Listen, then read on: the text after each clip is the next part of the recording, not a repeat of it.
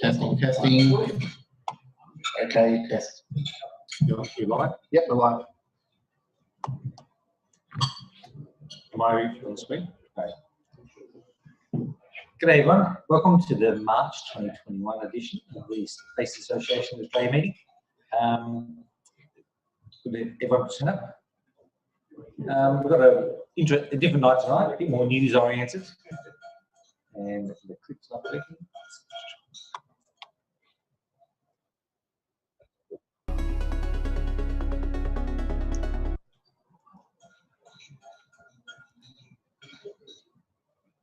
So I assume Angelo's going to cover the information about this, and so at the bottom of the screen to go up a bit. Can you pull the screen down a bit? I reckon it's a trick. Let's get the green one. What's the green one? 3D, yeah. Look at that. Is it all right? Yeah. Okay, so I'm just going to do a quick update. There's not a whole lot happening in the association. I've got one major thing to discuss or to present or talk about. And then we're going to move straight into global news with Angelo. He always runs out of time, so now he's got lots of time tonight. So we probably ran out of time anyway, but anyway. 2-hour presentation. We've got now 10 minutes, so there you go.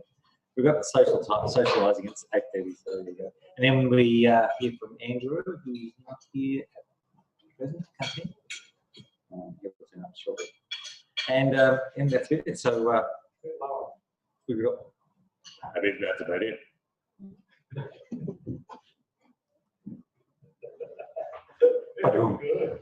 Thank you. I like that. Thank you very much. Okay, so we talked about this over the last couple of months. Now it's been confirmed. It's actually been renamed Gagarin and Beyond. Here's Andrew. 60 years of human spaceflight, because April this year is 60 years since Yuri did his flight in April. So we're sort of tying a few themes together. The idea being that we're going to also register this as Yuri's night event. And so we've teamed up with the Sun Theatre in Yarraville, where we had the Apollo 11 thing a couple of years ago. And we'll be showing 2 films and have a couple of presentations. So we've got this presentation, which doesn't exist yet, but it'll come. Just about Yuri Gagarin, his first flight, etc., etc. And then we're going to be screening the film Apollo 11. Maybe some people saw it last time at the Sun Theatre Moon Festival, I'm not sure.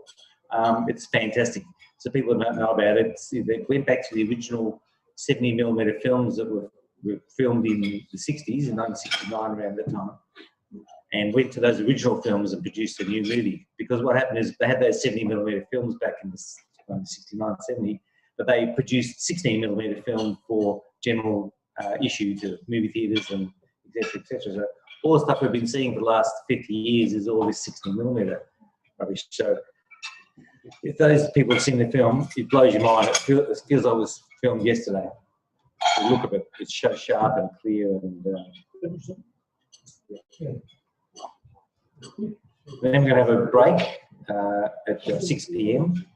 Dinner break, so you can either go and have some dinner or a coffee or something outside of any of the cafes and restaurants around the area, or there's an option we've got for as well. And then we're going to do a quick presentation on Australia and Apollo and Skylab and the involvement of Australia in that.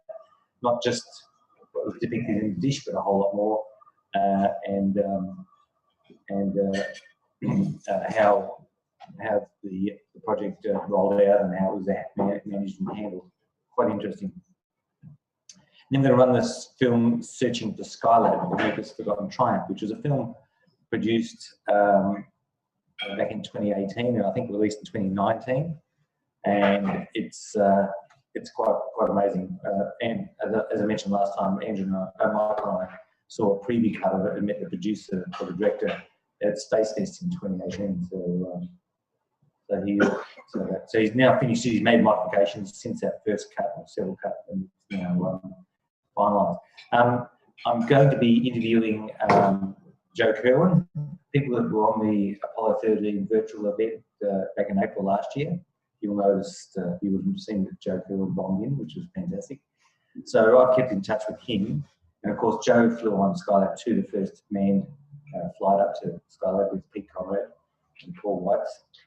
And he's a lovely guy.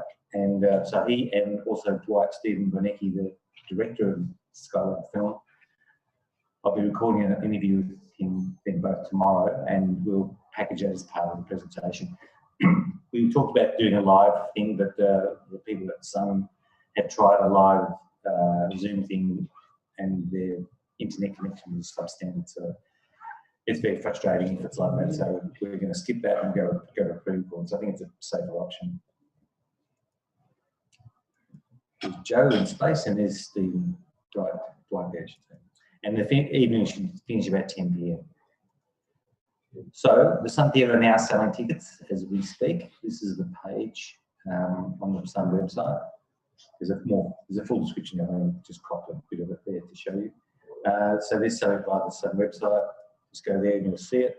We've got 2 ticket types. There's the films only. To see both films is $37.50. And they've also got an option to have a snack box included, which is $55.50. So the snack box has sandwich, cake, fruit, etc. in it. So I don't know exactly what the content is and how good or what it is. I suspect it'll be a gourmet type sandwich, but once again, you can make your own decisions.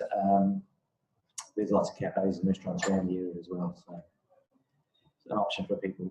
So once again, if you go to the website, it's not particularly obvious. You go to the website and you see that page, and you find out where to get the tickets. You have to click on the 4 p.m, which is underlined. That's a hyperlink to go to the booking page. So in case you get there and you can't find where to go. We're going to register, as I mentioned, as Yuri's night event as well. So we'll try to capture that interest and that network of people that might be interested in doing something. And for those that don't know, there's some theatres over in Yarraville, just over the Westgate Bridge.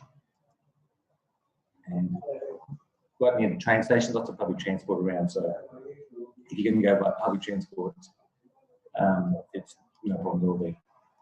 So the Apollo 11 film, once again, for those who haven't seen it, as I mentioned, never before seen footage and audio recordings. It's not a drama, it's solely of archival footage, and it doesn't feature narration or anything, that sort of thing.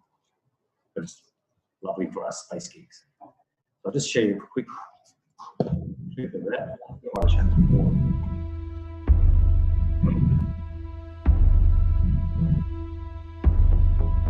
I'd like to know what you feel as far as the responsibilities of representing mankind on this trip. That's relatively difficult to answer. It's a job that we collectively said that was possible and we could do, and of course the nation itself is backing us, so we just sincerely hope that we measure up to that.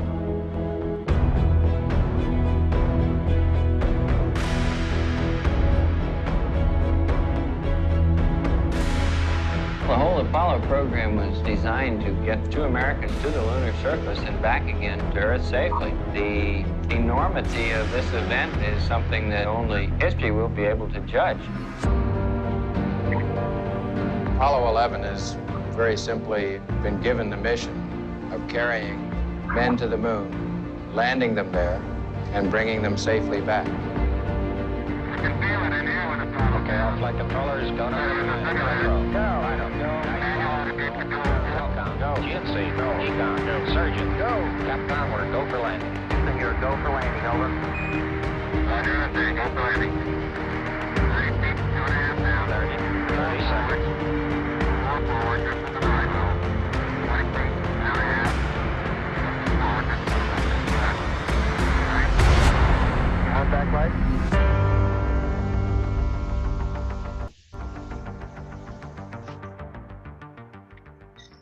Yeah, so once again, if those haven't seen it, you'll be blown away. But for those that have, you'll think you enjoyed it again on the big screen. And then the other film we've got is just Searching for Skylab. A bit quiet at the back. And it's wide at the back. So it's a 2019 documentary at the 70s space station. And once again, it was screened Space Fest, and it's fantastic. And I've seen the final cut, and it's quite fascinating to be watching it. some stuff in there that I never knew about. Probably maybe other people here did, but I didn't know about it. If you thought landing on the moon was great, wait till you hear about what we did on Skylab. We watched the launch from the roof of the Manned Space Operations Building. Skylab has cleared the tower. Looked like a perfect launch to us. That are now maneuvering to the proper flight path attitude. Something bad was going on. This is Skylab Control. Malfunctions were indicated to have occurred 1 minute and 3 seconds after liftoff. They almost lost the whole space station. And the big question was, are they going to still be able to go up in space? And so they did have those problems, but we found that the problems were being taken care of.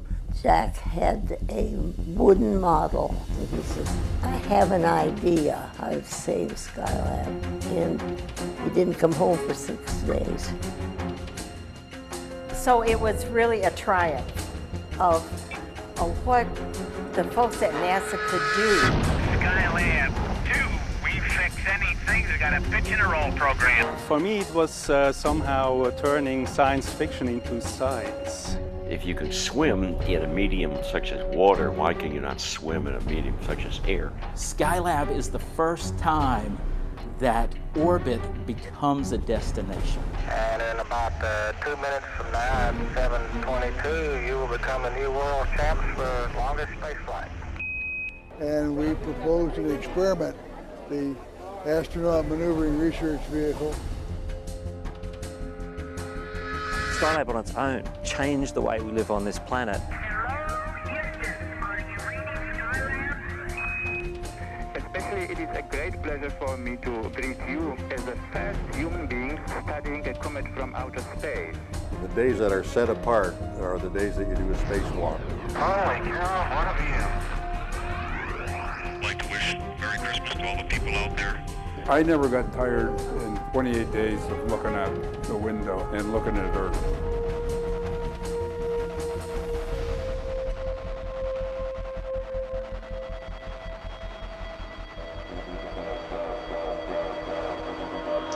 Yes, that's a good film, and it goes into the discussion about the mutiny and all that sort of stuff, which we've all sort of heard something about. So it clarifies what was going on there.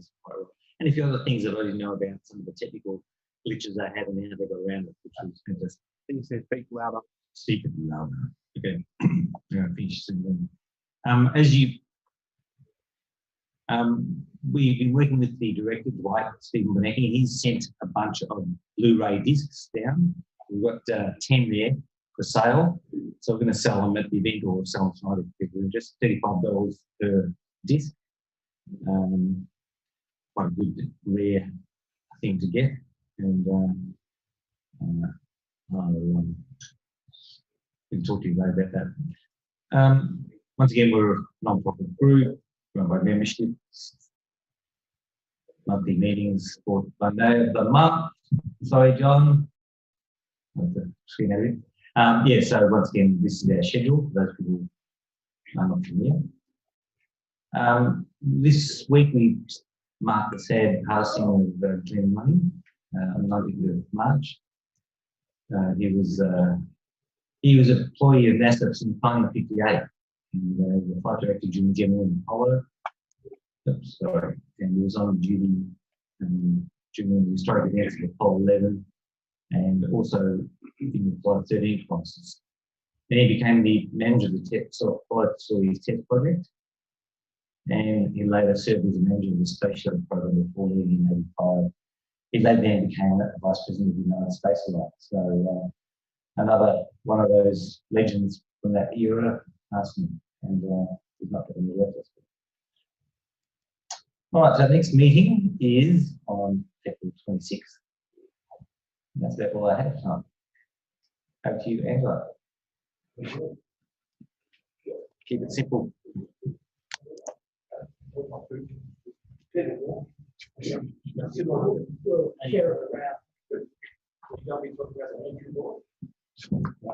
Yeah, pretty much. You're leaving?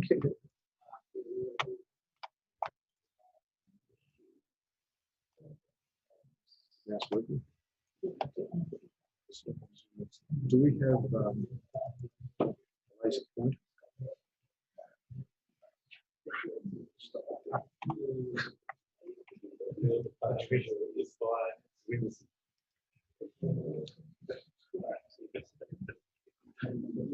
right, you tell me if I'm coming across loud and clear. Test. All right. So how far away do you eat it? You can eat it. All right. I'd rather have them fine, but anyway. Okay. Well, welcome this evening to the March Space News. I'm going to talk about, like I usually do, Australian space. Company called Fireball International, Queensland company. Let me just see if I can make this work. Here we go. They're planning to launch a proof of concept satellite in 2022. So who says we're not doing anything? To demonstrate its bushfire detection software, its improved image capture and refresh time. It's currently working with a number of US agencies to deliver rapid bushfire notification. And interestingly enough, they're using equipment that was used for measuring the expansion rate of the universe by looking for explosions in supernovas. So I thought, holy cow, where'd we get that technology? But clearly we haven't. Currently uses the images from a number of Earth observing satellites. There they are. It's recently announced a deal with 2 Australian companies, Space Machines and Gilmore Space, who we all know and love, to launch the demonstrator satellite into orbit next year. The satellite will use a tug from Space Machines to deliver it into its final orbit, and obviously Gilmore Space to give it the rocket. So this is the tug that Space Machines are developing at the moment. And of course, we've got Ares 1, which is the Gilmore rocket, which is currently in development as well. So hopefully next year we'll see some action. Over to Australian Space Agency. Australian launch potential is at risk. Australia has the potential to become a leading location in the region for space launch services. However, a number of space companies, okay, that's better. A number of space companies have warned that the federal government's plan to charge companies to apply for permits puts that at risk. So that caught my attention. A coalition of the nation's emerging space launch companies, the launch leaders, which is usual suspects there, Gilmore Space and others, have complained. They've actually submitted a submission to a standing committee that was looking into the local space sector. Our nation has the opportunity to be primary location in Asia for launch services and to be a preferred provider for launch activities within the global space market. So it's Equatorial Launch, Gilmore Space and Southern Launch said in the submission. But the government's plan is to introduce a Commonwealth cost recovery scheme for space launches and return, which will see companies charged for making complex applications. So, in other words, they want to get reimbursed for assessing these submissions fully. And it's no trivial amount of money. It could be anything up to $200,000 to get a license. New Zealand charges $60 for a license, and the US has $0 for a license. So you can see that it's a little bit controversial, especially if you're trying to kickstart a space program. There's 2 aspects of the thing. One is the fixed price for the license, but the second one is that the government will employ very expensive contractors to analyse the launch, do a Monte Carlo analysis for the potential landing areas, etc. But the company that's launching the rocket is paying a government consultant who effectively will spend as many hours doing the work as they need to, because the government's going to pay their bill, and then the end user has to reimburse the government. Yeah, and so it's a very flawed economic model. Absolutely. Price Waterhouse don't come cheap. Exactly. So it's it seems to be quite a disincentive. The Queensland government were obviously against it, and so was the Northern Territory, because they're obviously involved in this. And the agency has recently undertaken to hold a roundtable with these companies to basically argue its case. I'm not sure if it's fait accompli or whether there's room for discussion.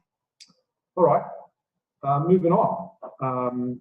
The Australian Space Agency has created what they call a Trailblazer program, and it's the third stage and signature stage of its Moon and Mars initiative.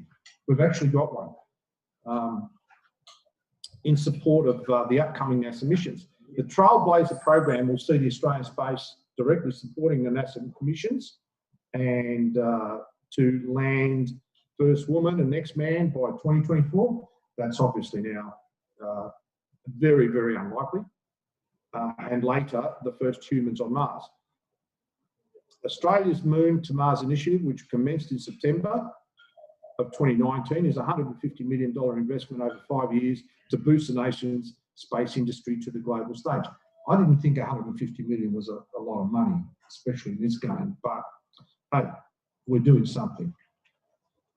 Since then, the agency has facilitated workshops around the country. And the initiatives are happening in 3 major grant-funded programs. There's the supply chain program. There's a demonstrator program. And the last one is the Trailblazer program. I won't read them in detail, but there are 3 clearly avenues for seeking some funding. These programs for the Moon to Mars initiative will showcase Australia's capabilities. For the Trailblazer program, the Australian companies and researchers will have the opportunity to play a direct role in NASA's Artemis program. So, you know, we're in it. Also includes discussions on the Artemis Accords as well, which means that we're one of the signatories to it as well. Supporting NASA in the Artemis program means Australia is well on its way to the Moon and beyond. The Australian Space Agency is proudly partnering with NASA to help Australian businesses lift off into the space industry. The Moon to Mars initiative is a 5-year program that will get Australian space tech, manufacturing, resources and defence businesses into local and global space supply chains. By supporting NASA's inspirational plan to go to the Moon and onto Mars, we'll increase demand in Australia for new capabilities and technologies that fuel economic growth.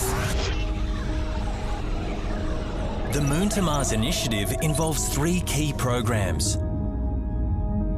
The supply chain program will build capability and help local industry deliver products and services into national and international space supply chains.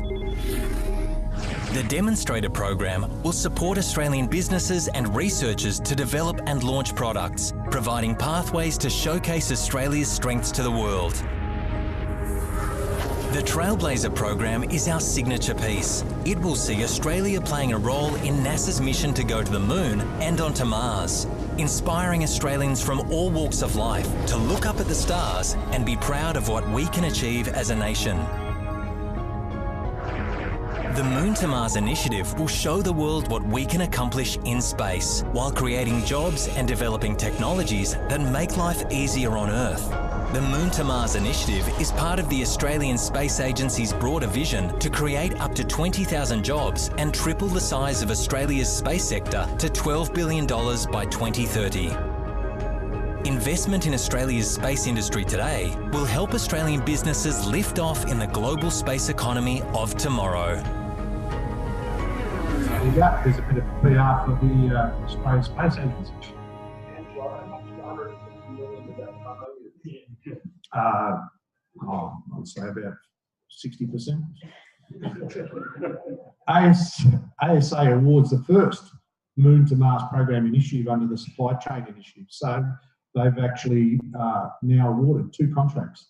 2 Australian companies are set to receive the funding through that particular initiative.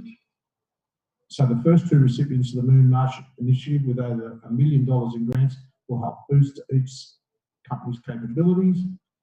Spiral Blue and Advanced Navigation and Q Control, or CTRL, both based in New South Wales, will receive the funding under the Australian Government's program. And this one, it's really, these are CubeSats. I mean, they're kind of little tiny satellites, but seems to be the flavour of the month, and they're cost effective, and their niche is observing Earth efficiently. And the other one is space navigation. So that's good. At the end of 2020, the ASA also announced that Enrico Palermo, who was the Chief Operating Officer at Virgin Galactic, would be taking over from Dr. Megan Clark as head of the ASA, and he did. That's him over there, and he was part of awarding those initiatives recently. So he's in the box seat. Okay, Rocket Lab. Across the ditch. Rocket Lab's Electron rocket, which we're all very familiar with. They launched from the east coast of New Zealand, northeast coast of New Zealand. And they announced the Neutron rocket, which is a reusable rocket, and it can carry up to 8 tons into low Earth orbit. And it's got much lower charge than the Proton. I was going to say that they use what's heavier than the electron and heavier than the neutron? A tau something or other. And anyway, you'd know this one. But anyway, so this is the next rocket that they're developing, and they're launching 2024. And they're the kind of company that if they say they're going to do something, they usually do. So, and it's not Elon time either. Beck time. Here we go.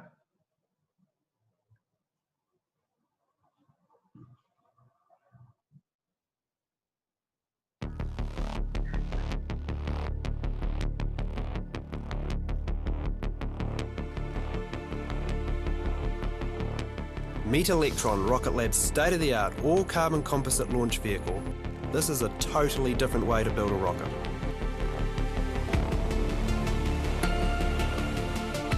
Each one of these engines is 3D printed out of Inconel superalloy, and right now we can print around about 1 engine every 24 hours. We're building the world's first private orbital launch site. We can launch more frequently than anywhere else on the planet.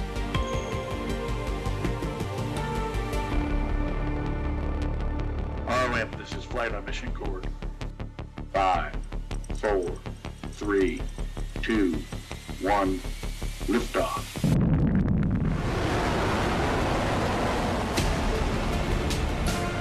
Liftoff confirmed.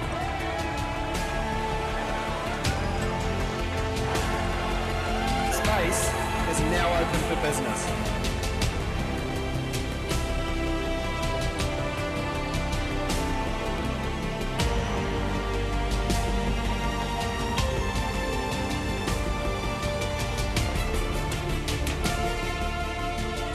It's not just a satellite, not just a launch vehicle.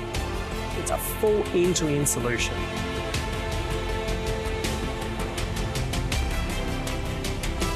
So I want to introduce you to Rocket Lab's very first Photon satellite, First Light. Electron is going reusable. If we can capture the vehicle in wonderful condition, we should be able to put it back on the pad and go again.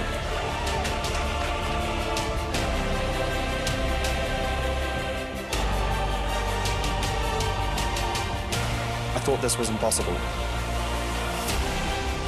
At Rocket Lab, we do what we say we're going to do. This is not a revolution for the big. This is a revolution for the small.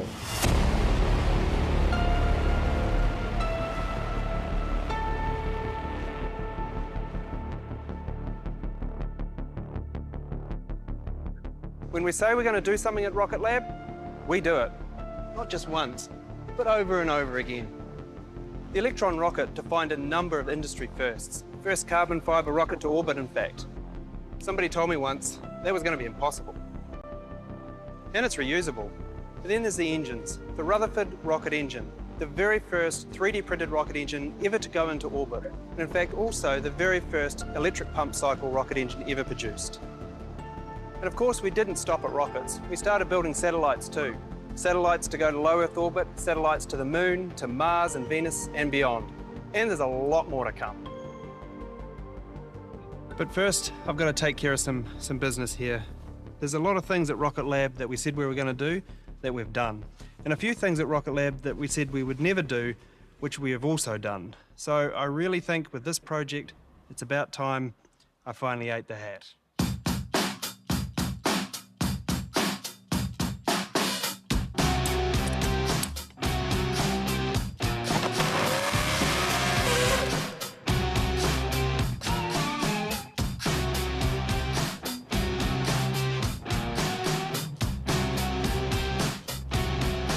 Avoidance of all doubt, this hat is not tasty. But there's some things we said we would never do. But we're going to build a big rocket. It's called Neutron, and behind me is just the fairing. This is a purpose-built mega constellation building machine for all the mega constellations of today and of tomorrow. It's an 8-ton class launch vehicle, and of course, it's reusable. But one thing that's probably more exciting and most unusual for Rocket Lab is that this vehicle is capable of human spaceflight. Launching 2024.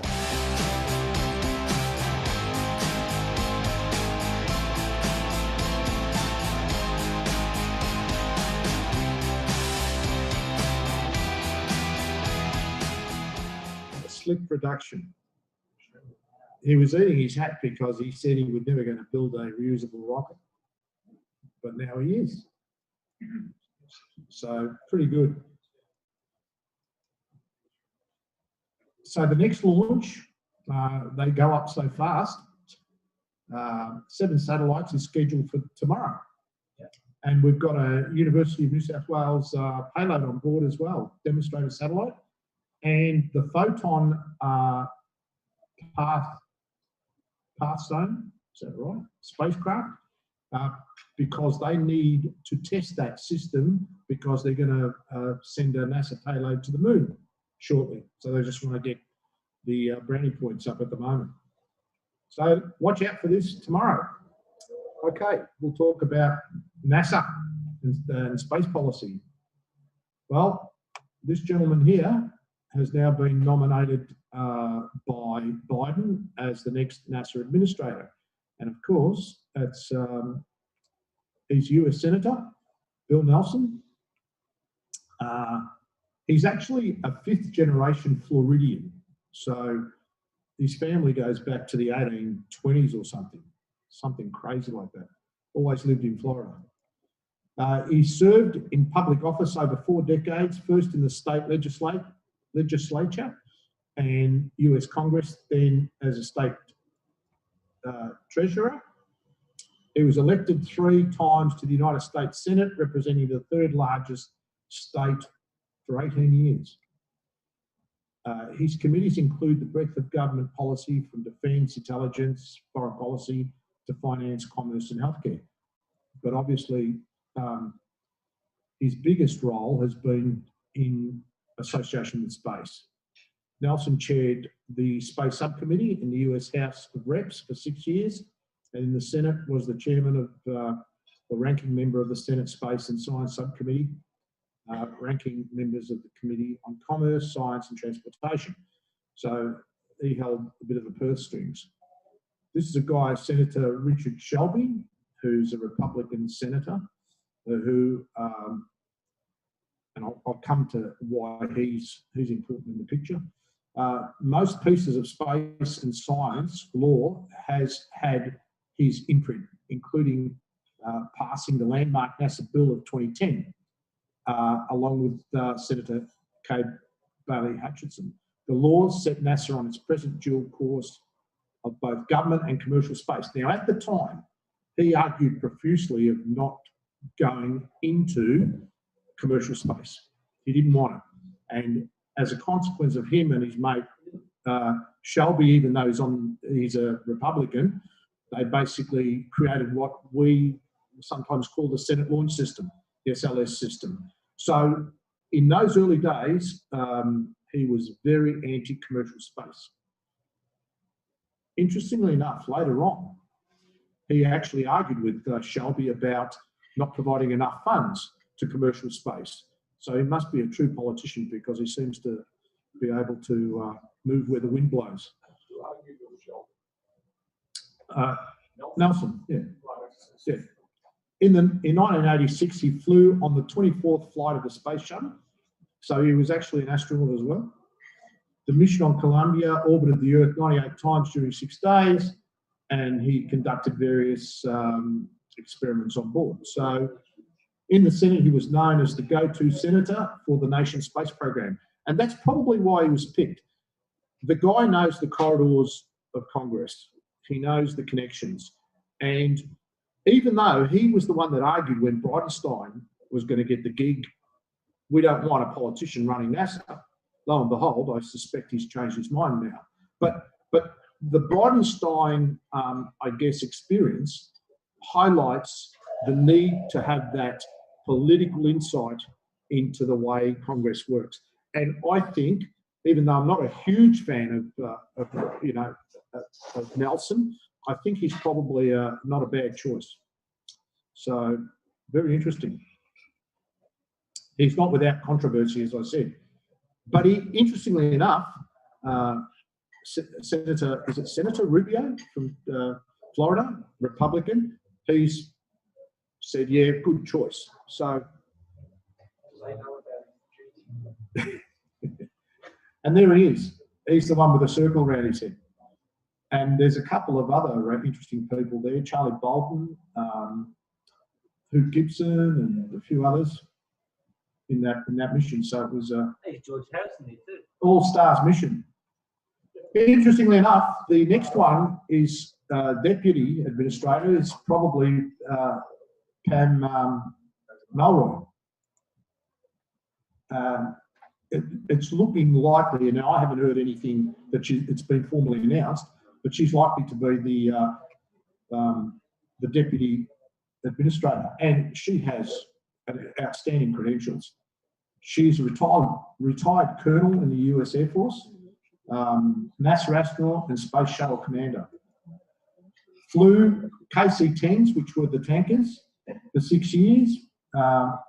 Actually did, she's a veteran of Operation Desert Shield, Desert Storm, and with more than 200 combat and combat support hours to her name. After attending the Air Force Flight School at Edwards Air Force Base, she was assigned to the C-17, the Globemaster, which Australian Air Force has as well, where she served as test pilot before becoming astronaut. She flew on 3 space shuttle missions, the last of which she actually commanded. Pam is one of only 2 women to have commanded the space shuttle. Pretty impeccable credentials. After NASA, she served as Deputy Program Manager for Lockheed Martin, Director of Field Operations, and acting as Deputy Associate Administrator for Commercial Space Transportation at the FAA as well. She also served in DARPA. So, as I said, highly credentials. She's now an independent consultant and has an Australian connection. She came to live here for a little while as the ASA was being kick-started, and she became a board member of Myriota, which is a nano-satellite company in South Australia. I couldn't find if she still serves that role, but I don't think she does. I think she's gone beyond that. So she's a very good pick. The dynamic duo. Space Council, we have no idea. It was reintroduced by the previous administration, but don't know if it'll be resurrected. Interestingly enough, the Biden administration seems to be supportive of the previous administration's direction of Mars initiative. So, for once, the administration hasn't just thrown, everything out and just kept things moving steadily forward, which is a good thing. Good news. The 2024 date of the landing appears very unlikely now. 2028 is more likely. Even that's in doubt because the last budget, NASA for the human landing system got a quarter of what it requested. A quarter of what it requested to enable the 2024 date. A quarter, one would argue, we might not get back to the moon till the end of the decade, and chances are the Chinese will probably be there first. Okay, commercial resupply services. We had the Northrop Grumman Cygnus go up, and it'll stay there till May, and it's named SS Katherine Johnson, who was the Hidden Figures. The story of Hidden Figures was pretty much about her. One of the black computers, as they called them, who used to do hand calculations of the early days of space. Pretty good movie if you haven't seen it. The Commercial Resupply Services, CRS2. Dragon, the version 2, cargo version, was launched on the 6th and came back on the 14th of January. CRS22 is scheduled for June 2021. But we've also got Tenacity, which is Dream Chaser.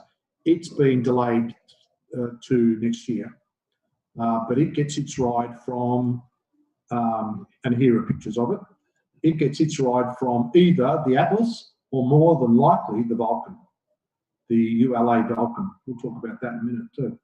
Commercial crew. Well, Boeing. What can I say about Boeing? They did have an OFT-1 flight back in 2019, which was cut short because everything went haywire. And they decided that they were going to have another crack at it, and they are. It was going to be April, but now with the number of spacecraft that are at the ISS, chances are it's probably going to go up there in May. All right, because we've got Crew 2 from SpaceX coming up. So they were also delayed in Texas due to the cold weather and the power shortages. I'm not sure how, but obviously testing and verification was affected by the power outages. So the crewed flight, first crewed flight, is probably late this year, if we're lucky. And early 2022 or maybe mid-2022 before they actually have the operational mission. So they're kind of, 2 years behind where SpaceX got to. This is it. You've seen this before. Exploded view. Incidentally, that cone at the top, or the round top, is now part of the spacecraft, and it does exactly what SpaceX do. I believe it opens up. So that's been a recent change. That's what it looks like inside. It's pretty classy.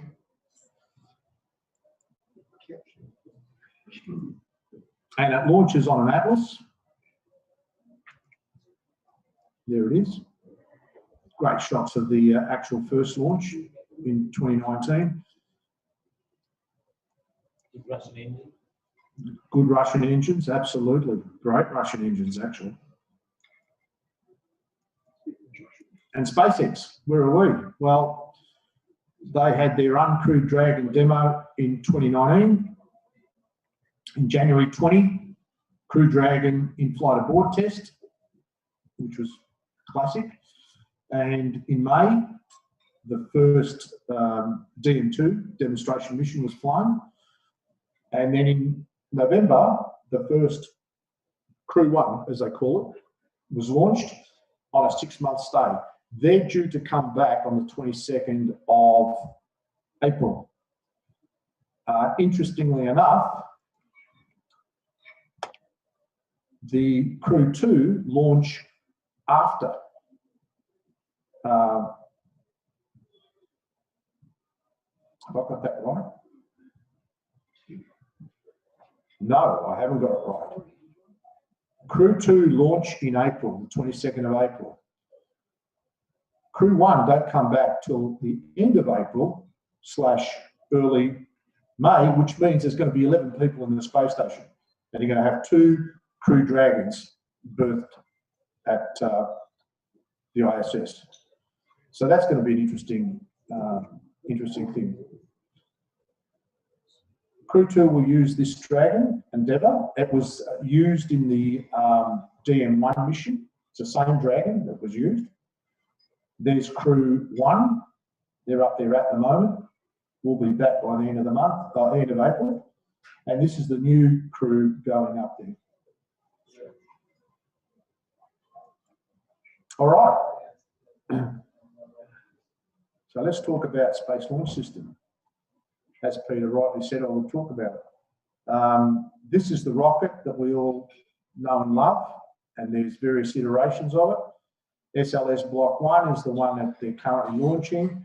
They want to get to SLS Block 1B, which has the more enhanced upper stage, which will allow real trips to the moon.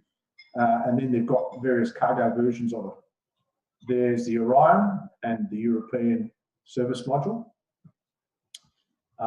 So NASA conducts a successful full duration hot fire test of the SLS program, and they did this the other day. The long-awaited second green run test occurred on the 18th at Test Stand B2, Stennis Space Center in Mississippi. The test ran the 4 shuttle RS-25 engines for the full 8 minutes, 504, I think it was 499.6 seconds or so. This was a follow-on from the first green run test, which was held on the 16th of Jan, but only lasted 1 minute, 7 seconds before a major component failure alarm came up, which triggered an abort. It was later determined that the hydraulic system for one of its 4 engines hit an intentionally conservative limit during test. But, you know, I guess that's why you do these tests. The core stage will now be sent to Kennedy Space Center for stacking. So this was the checklist, the green run, and the last item, test 8, now complete. NASA conducts a, okay, so this is continuation. The possibility of November launch date is still on the books. They might be really buoyed by the fact that they had a really good run in the green test, the green run, which means they may be able to launch this year, but judging on its history, it'll probably launch early next year for Artemis 1, which is an unmanned mission to the moon. Isn't there like a time limit on how long the boost is? Yep, 12 months apparently. And then they have to, and Mike, I think you told me this the other day, and you were right, they've got to launch within 12 months, otherwise they have to destack. SLS, as we all know, has been seriously affected by delays and cost overruns. NASA is conducting an internal affordability review of the SLS system. Boy, does that surprise you? The cost for a launch is anything from $1.4 to $2.5 billion. I don't even know what the number is, but it's horrendously expensive. So no wonder they're doing a review, because they're looking at getting bang for bucks. That's the truth of it. But now with Nelson as administrator, and he was a really big supporter of SLS, I don't know why he's not a huge fan of commercial space still, so who knows? Who knows where this is going? Statistics. Fun fact, Saturn V thrust at takeoff is 7.6 million pounds force. SLS has 8.8, has more. And just for Len, I put this one in here. SpaceX Super Heavy, 28 Raptors, 15 million pounds of force, 2 times Saturn V. So they're the kind of class of vehicles that we're getting. There it is. It just there's the SLS core stage heading for the Pegasus barge. I'm not sure if it's going in or coming out. And again, I showed this picture last time, but I like it, so I'm showing it again. But this was the Saturn V was actually tested on the same stand in Mississippi years and years and years ago. And this is it. It was heavily modified for, well, it was modified for space shuttle testing, and it was modified again for SLS testing, but still the same stand. And now to that breaking news from NASA minutes ago. The team performed a hot fire test of its Artemis 1 rocket core. Yeah, the test is paving the way for the next steps in the mission that will one day take us back to the moon and even Mars. News 6's James Barbero is live at Kennedy Space Center tonight with the details on all of this. And James, we all watched this test. It was very exciting. And there's great news to report right now, Ginger. NASA is saying officially that the test firing of the Green Run, it was a success. They're saying a full duration burn of 8 minutes. You saw it right here on News 6 and clickorlando.com. It started at 4:37.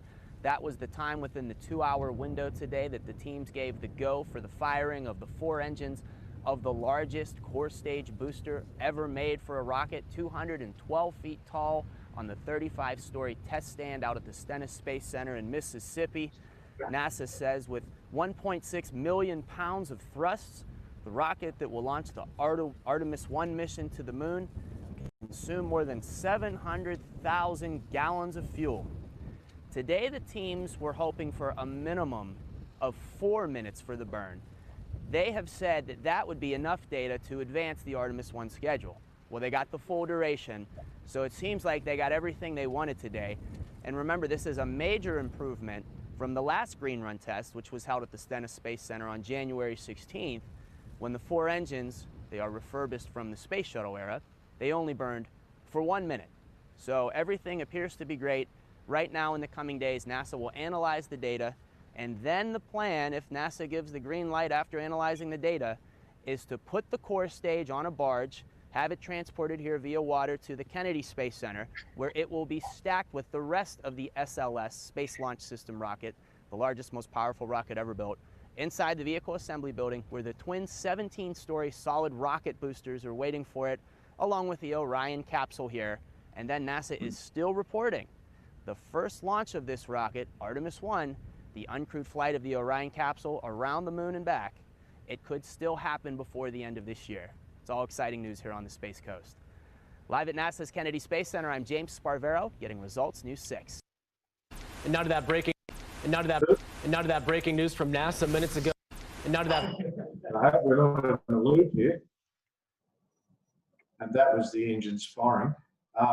And you did see a bit of a fire underneath there, but apparently it was extra cork insulation that was added purely for the test. And the other thing is when the actual SLS is going up, there's reduced oxygen that would not feed a fire like that. So it was minor and it went out not long thereafter. So no big concerns. As I said last time, they're upgrading the mobile launch platform, and they're actually building 2. I think I said this last time as well. Reason is so that they don't rely on one when they have to modify it for the Block 1B version of the SLS, which will be coming up quickly. They have stacked the solid rocket boosters at the Vertical Assembly Building at Kennedy Space Center, and that's the current status of where we are. You'll see that you've got the solids already erected. You've got the core stage arriving in April, and you've got the Orion and its interim cryogenic upper stage ready to go, and the adapter. So they got a rocket. There's Orion. It has been integrated, as I said last time, and it's ready to go. This is a comparison between Apollo, and there it is, going to the VAB.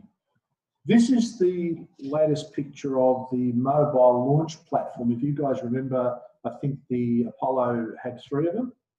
2 are still active and have undergone major refurbishment to keep them going for another 50 years. But this one, demolished. So it's not long before it's all gone. Peter, you need to get there to get a souvenir. Actually, they're not going to be using them for any vehicles, are they? Yeah. Platforms, what are they using for? Two platforms they'll have for the SLS. No, they've got their own launch pad there. They're using the mobile crawlers, but they're building the separate tower and platform. That's what we saw a picture of. Yeah, and they've got, there's two of those. There's the new one, there's the one that's going to serve the Block 1, and there's a new one that's going to serve Block 1B. Only two mobile. Yeah, the three original Apollo ones. None of them are being used, are they? Yeah, the two have been refurbished. There were three. One's been demolished, and two have been repurposed for SLS. Oh, I thought they were No. Oh, sorry, the towers themselves, but the mobile platforms. That's the bottom bit. Yeah. Keep going. Sorry, I didn't realise how far back. That's the bottom bit. They're not Apollo. Yeah, that's Apollo. That's the bottom bit is an Apollo, not the tower. Yeah. Tower's new. Oh, that was being built in 2010 when we were there. Yeah. Okay, so moving on. That's the Artemis 1 mission plan. Hopefully we'll see it before the end of the year. Okay, the next one is lunar exploration. We've got the CLIPS, Commercial Lunar Payload Services Program. Number of players, I think I went through this last time, that are all bidding to deliver packages to the moon. So in other words, NASA buys off these companies, buys a ride to the moon. And they're all part of the Artemis program. And the ones that we've got is Intuitive Machines. Nova C will be the first private spacecraft to soft land on the moon, and that's expected to be launched on a SpaceX Falcon 9 rideshare rocket. So that's targeted for July. Astrobotic plans to launch its Peregrine lander later in 2021. It's going on the first flight of the Vulcan, ULA Vulcan rocket. Peregrine will fly on a United Launch Alliance Vulcan, which is still in development. The 2021 Peregrine mission will be the first for both the lander and the launch vehicle. Pretty ambitious, but good luck to Tori Bruno. There it is. There's Intuitive Machines going up on SpaceX, with SpaceX, and there is Peregrine lander going up with ULA Vulcan. And that's it landing, a depiction, and it's actually carrying a little Japanese rover. Tiny little thing. So that'll be interesting to see how that goes. There it is in real life. Human landing system. All companies awarded with first phase contracts, Dynetics, SpaceX, and National Team continue to progress. Biden administration is in support of the moon effort, which is good. A down select of 2 or maybe to 1 has been delayed, and it's expected towards mid-2021. The actual contracts, the first contracts that were awarded to come up with a proposal, has actually been extended to the end of April. So I guess a decision will come not long thereafter. But what they're trying to do is maintain the competitive friction, if you like, between the three parties. NASA received $850 million for HLS, which is a quarter of the request, as I said before, which makes 2024 pretty much impossible. Was that approved for that coming pre-change of administration? Yes. Yes. And these are the 3 bids. Dynetics. I still like this, and this is a mock-up in Houston. And then we've got SpaceX, of course, with their lunar Starship. And this is a mock-up at Boca Chica in Texas, Starbase. And It's a video of the SpaceX.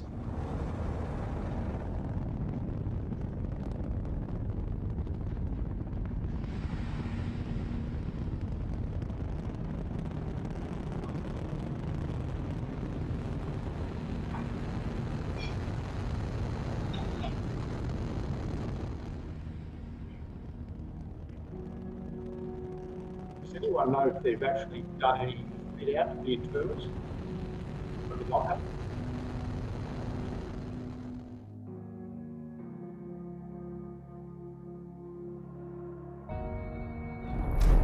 Shutdown confirmed. Fuel reserves depleted.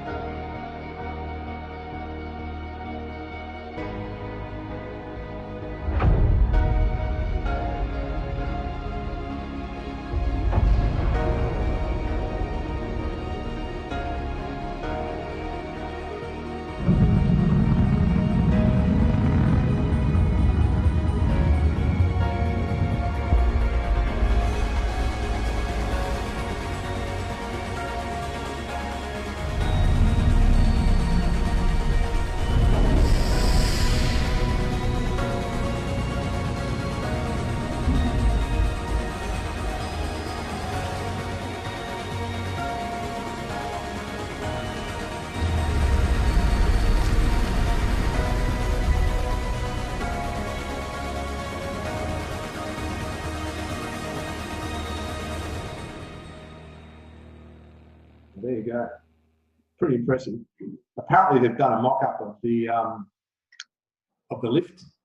As you know, it's very high, and to get stuff off the rocket, you've basically got to have a lift to bring it down to the ground. They've actually done a mock-up at Boca Chica, I think, or maybe somewhere else. So they're pretty serious about it. And there's the national team lander. The bottom bit is from Blue Origin. The top bit is Lockheed Martin, based on Orion technology somewhat. And the tug that actually brings it from the gateway to lower lunar orbit is a Grumman. Okay, the gateway. Still progressing, and that's still likely to be launched back in 2024. And they're talking about Falcon Heavy, one launch, get it up there. So that's pretty interesting. So this is just some nice shots, high definition shots from the moon to the Earth. SpaceX, okay, general. Hard to keep up with these guys. Every day it just changes. In 2021, these are the launches that they've had already. And you can see that Starlink 19 actually had a failure to recover the booster. The story I got was that it actually failed, the center engine failed during launch, and during re-entry, obviously the heat of re-entry breached some parts of it and made it ineffective to actually be used for the landing. The other milestone that was hit was the last one, which was Starlink 21. It flew for the 9th time and landed. That's pretty good.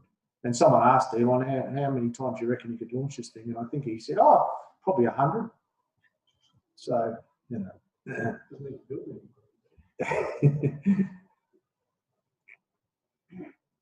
The upcoming, in the next few days, we're going to see Starlink 18. That's not right. Starlink 22. Starlink 22. And at the moment, they've got over 1,200 Starlinks in orbit. Huge amount. And they've got a lot more to go. Previous flights of the booster, which is the 1051 booster, launched 7 times in that picture, and then the 21st of January and the 14th of March. So that was, under 2 months turnaround time. This is a great diagram by a person called Space Nosy. He's part of the Mad Monk Brigade that follows SpaceX, and they document everything. I mean, he's one of many that produce renders, that do these type of graphs and these type of schedules, and they watch SpaceX like hawks. But the beauty of all this is that we get the information. Every day we can read about what's going on in real time. And Elon actually supports it and encourages it. It's like a little game that he likes to play. But there's that booster that flew 9 times. It's all getting a little bit sooty, as they say. And this is it coming in. Oh, and this was the failure. And I was watching this live and I thought, oh boy, those seagulls are gone. But have a look at it. Got a live view from the drone ship on your left-hand side. Oh no, they come back. No problem. And it crashed into the sea. We did get a little bright glow, but no longer so if you saw that, there was a bit of a glow. It hit the water and that was the end of it. It broke a landing streak of about 75 landings. Live view from the drone ship on your left-hand side.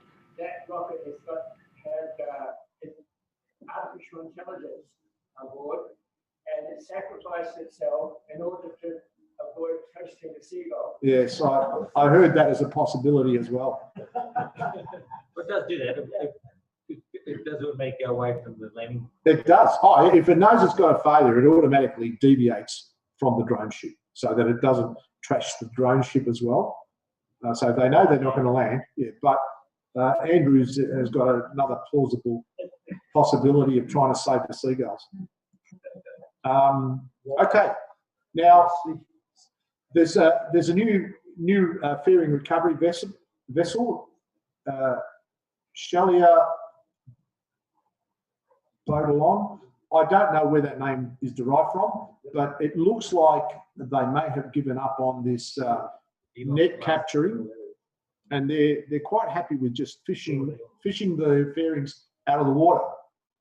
So that's the ship, big ship, and it's got all sorts of cranes and things on top so that they can avoid this drama. I think they've probably had a 20% success rate, but good try. Starship Super Heavy, now well and truly under development. Again, I told you the statistics before of the thrust.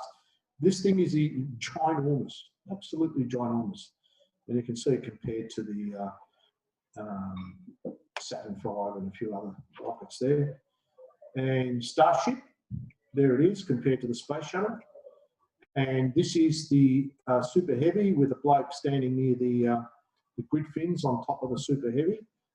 It really is a monster. This brand, Neo Pork, is the guy that drew the render, and he's one of this Mad Monk Brigade that do all these graphics. This is the size of the fairing.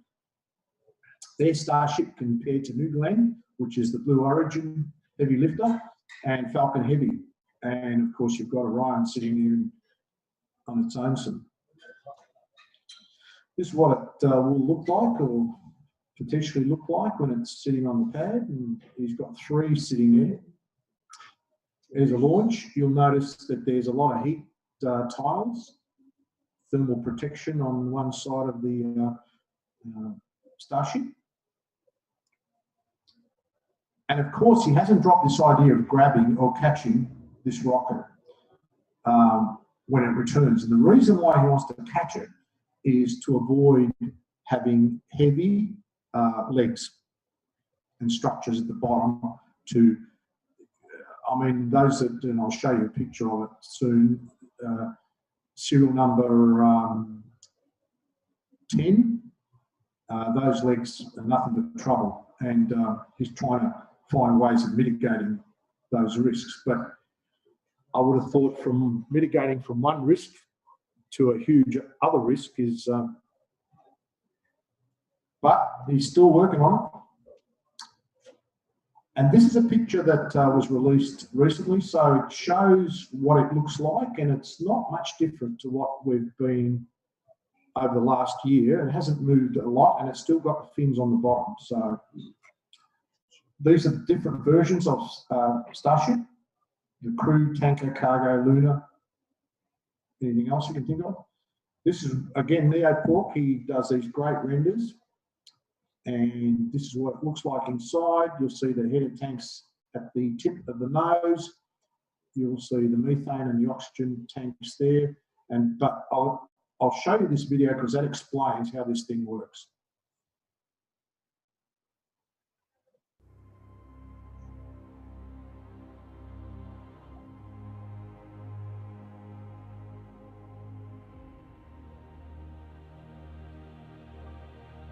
These are all renders, or CGI, computer graphics.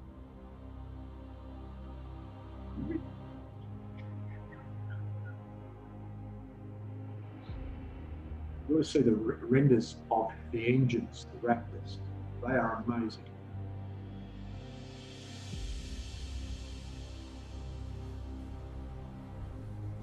Presumably that's liquid oxygen, bottom tank. There is a header tank, one header tank for methane.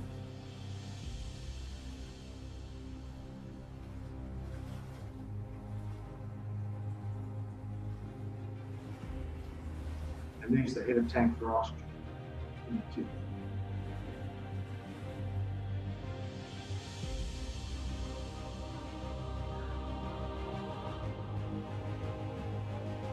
You'll see in a minute why they need header tanks.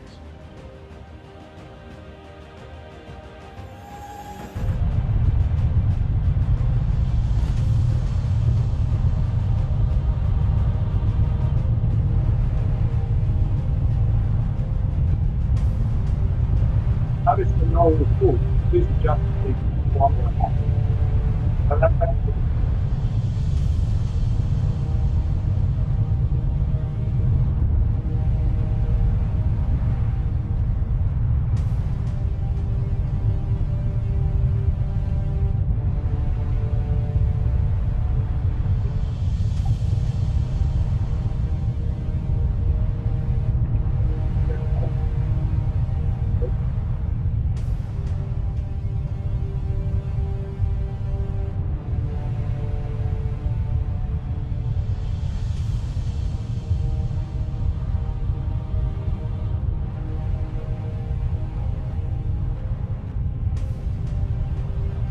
why you need header tanks.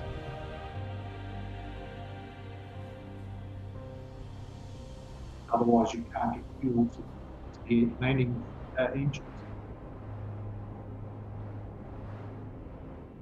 This is the dummy block.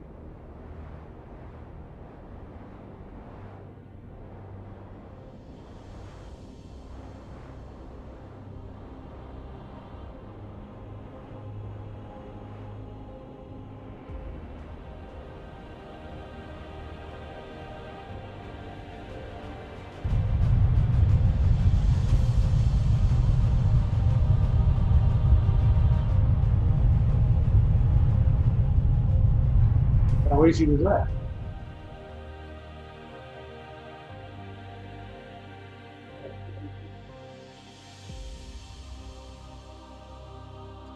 So going back to July of 2019, they started with Hopper, had a SN1, 2, 3, 4, varying degrees of success, and RUDs as they call them, explosions.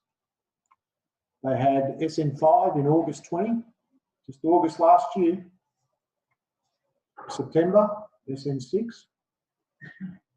Then they had SN7, they blew it up. SN7.2 was at the launch pad site, has now been brought back to the construction part of the site. It uses a thinner grade stainless steel, and I think they'll be testing that to its ultimate destruction to verify that they can actually use thinner stainless. This is SN8 in December, so only a few months back. Bottom view of the engines. There it is launching. There's a belly flop maneuver, and it's just swinging around, trying to make that landing, and didn't quite get there. And there's bits of it lying around, and they'll all turn into Cybertrucks, I suspect. Ashley will probably have, I don't know, which SN do you bargain for, Ash? SN10? Okay, SN9 was February. Beautiful Texas sunset. And there, the very rare sight you see too, SN9 and 10 sitting on the pad together. This is SN9 as it comes into land. Didn't quite get there.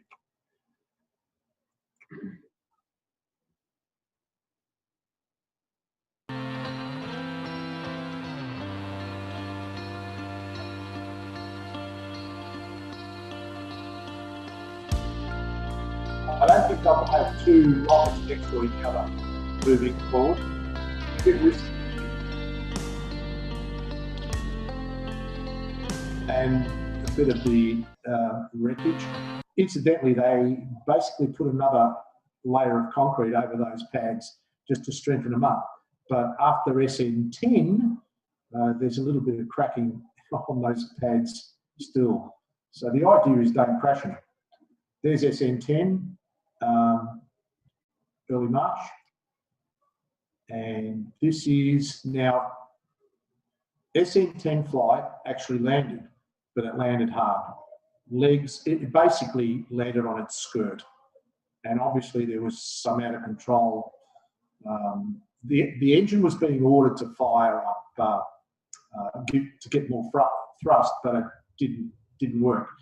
Story is apparently it's the helium pressurization, which was changed because SpaceX are using what's it called, autogenous pressurization, which has successfully been used in the space shuttle, but they weren't able to get it going properly, so they went for helium. Helium was the cause of this particular crash, and so Elon kind of said, look, it's my fault, I made the call on it. So I'm not sure what they're doing for SN11, but this is, so after it landed, 10 minutes later. I can't believe that. We need to start dumping footage, don't we? We need to start dumping footage. Oh, God, it just blew up. It just blew up. It just blew up. So all the three launches, all three pretty much failed. And you can see, oops, what happened there?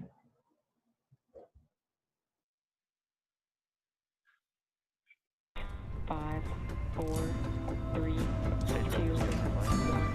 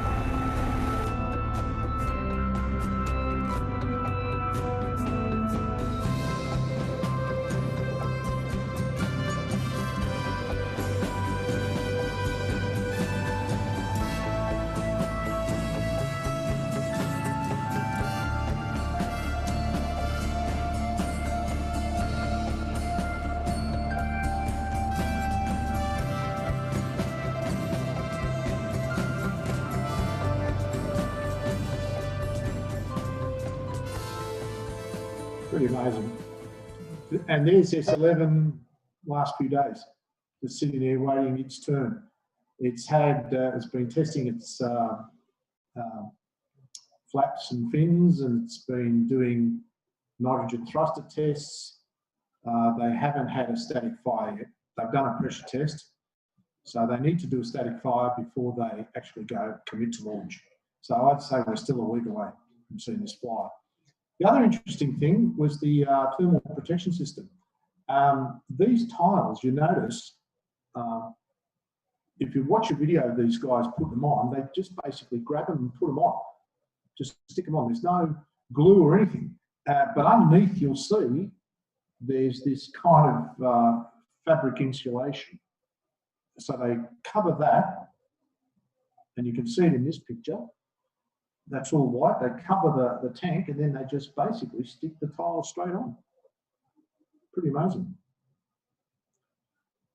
You've got a lot of surface area to cover, and you can't have a system like the space shuttle. That would just send you broke. So pretty adaptive. The next, no, I don't know what they're using. I don't know. It'd be interesting to find out. Super heavy. Got stacked in the high bay the other day. It's now put together, and I think they're welding the seam. But it is a Pathfinder. So BN1, as it's called, is just a Pathfinder, just to see if they can actually put it on a trailer and transport it to site, lift it into position, and after that, BN2 will be the flight article, and it'll end up, I think they're talking about 4 engines to start with. And this is something that's done by Brendan Lewis. He updates this every couple of weeks, but you'll see the status of each serial number and booster, and you'll see that they've got SN11, and they seem to be blocks. SN11 is part of the first Block 1 iteration of Starship. From SN15 on, it's the next iteration. They have different parts to it. And you can see that they're going through to SN20. Elon said the other day that SN20 could be the orbital flight. When do they want to get to orbit? Their aspirational date is July this year.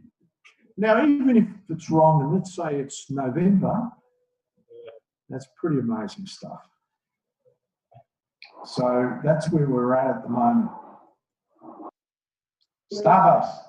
Where will they launch to? Are they going to launch from Texas? I'll get to that in a minute. They may, but I don't think they will. They're going hell for leather on something I'll show you. This is Boca Chica. It's right on the border of the Rio Grande between Texas and Mexico, and there it is. They've got the construction site, and then you travel with a trailer towards the beach, and that's where the launch site is, at the beach end.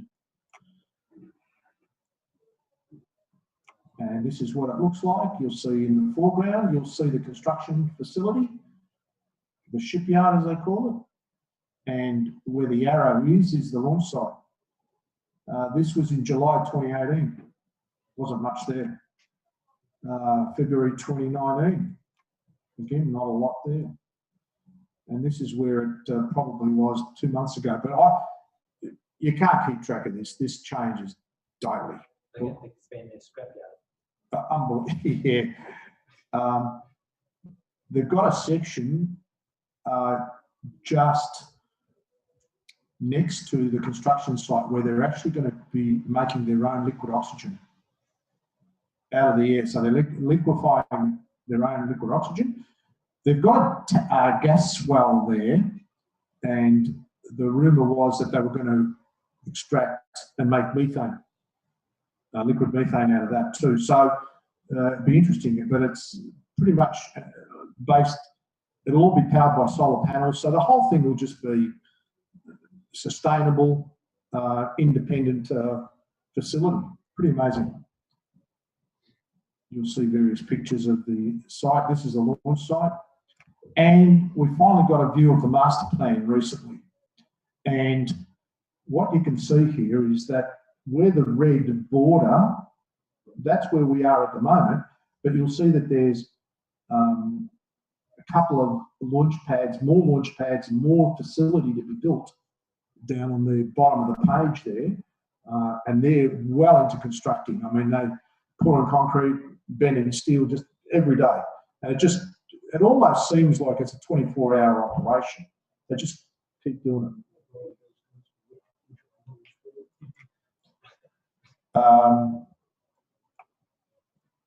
This is where the oil rigs come in, Dave, and I reckon this is what he's planning on doing.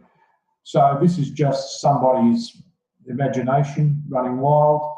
There's the arms that capture the super heavy as it lands, but you'll also have the starships landing there too. And yes, that's just a figment of someone's imagination. However, here are the oil rigs, Phobos and Deimos. And this was in January. This was in February. And here it is over the last few days. The helipad's half gone, the tower is being demolished, and then they're going to repurpose that. And they're doing it at a great rate of knots. And I reckon the reason is this won't be ready for July, the orbital mission, but it may be ready for the end of the year. So, okay, so that's SpaceX. As I said, I just can't keep up with these guys. The other big announcement during the period was Blue Origin, Mr. Bezos and his New Glenn, and there it all is. And this is how it compares to the Saturn, not as big as Super Heavy and Starship. They do have the New Shepard, which incidentally they are taking NASA experiments up, and they're all related to their human landing program and a few other bits and pieces, which is part of the national team, human landing system. But Blue Origin has basically said that they've delayed the launch of its New Glenn until late 2022. Reason? Consequence of losing a recent Air Force contract. Now, Jeff Bezos goes every year and he goes to the bank and pulls out $1 billion and puts it into Blue Origin. But he hasn't made a cent yet in flying anything. He's had a few of these New Shepards go up and made a few dollars, but not very much. I'm surprised that he would delay that rocket, because the more he delays, the further advanced SpaceX gets and the less competitive he becomes. Anyway, there it is. So New Glenn is delayed, and about this time they put out a few promos. As you know, Blue Origin are very quiet in what they do and what they say, but they put that together, and I'm not going to play these because I won't have the time. They build their engines in Huntsville, and they're the BE-4s, and they're going to be used in Vulcan, and that's the prime mover at the moment. Make sure those engines are ready to go. My take on it is that the BE-4 engine is probably more advanced than the Raptor. What I'm seeing SpaceX's Raptors doing is they're developing the rocket and the engine at the same time, whilst Blue Origin, I think, have nailed the BE-4 development. It's ready to go in ULA's Vulcan rocket. This is the pad. I forget what pad they're using at Kennedy Space Center, but there it is. It's being built for New Glenn. I think I put this same video, but I had one. They did a tour, if you get to see the video, of their factory at Kennedy Space Center. Len, you would have driven past it when you went there last time. Yeah, the hallmark of that is it looks pretty empty. Not much seems to have gone on inside. It's not like ULA's factory, which seems to be dynamic and going places. For whatever reason, Blue Origin are just not pushing it hard enough. They've also got their recovery ship, and it's called Jacqueline. And I think, correct me if I'm wrong, that could be Jeff Bezos' mother's name. Just quickly, I'll finish off. I'm 42 seconds over. I'll finish with ULA because they're the other ones. They are getting this rocket ready. Part of the reason for the development was to avoid using Russian engines. So now they're using American engines.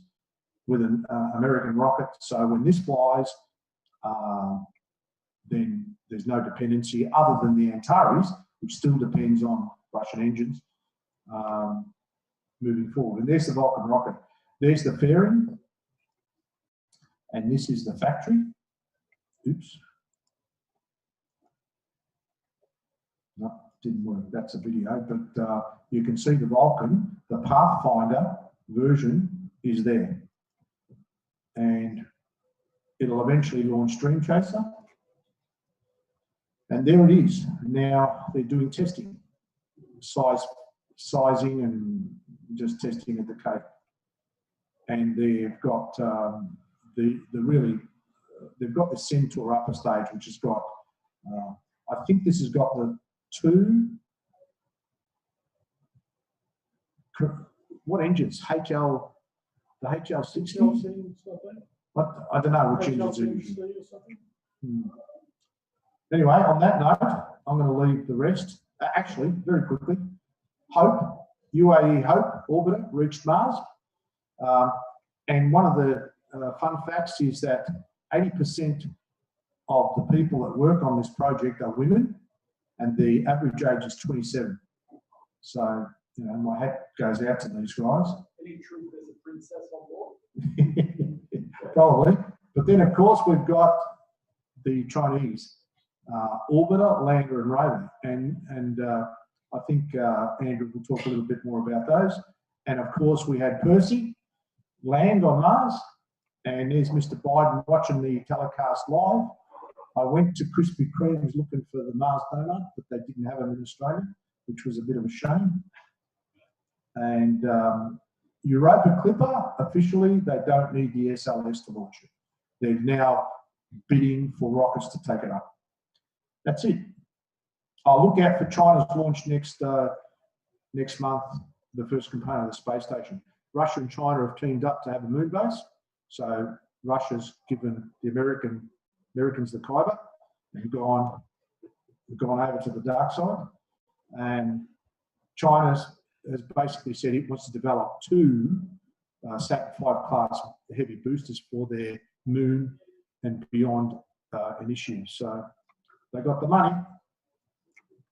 Do you know anything about a NASA unmanned lunar rover program called Viper?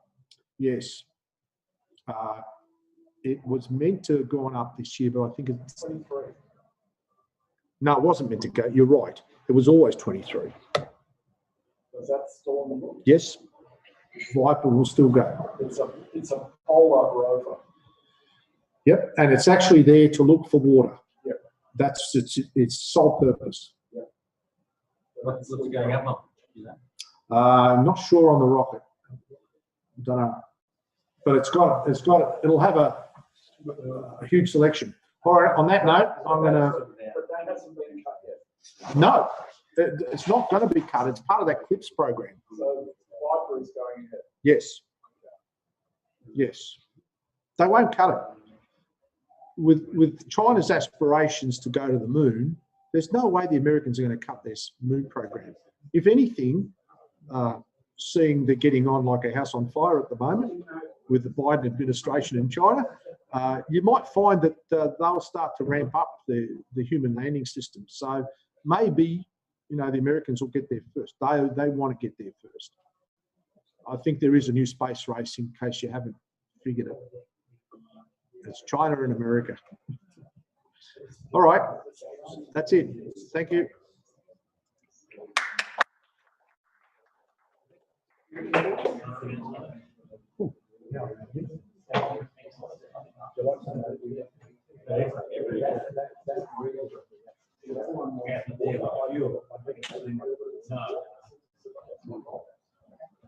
think they're wasting time on Mars exploration.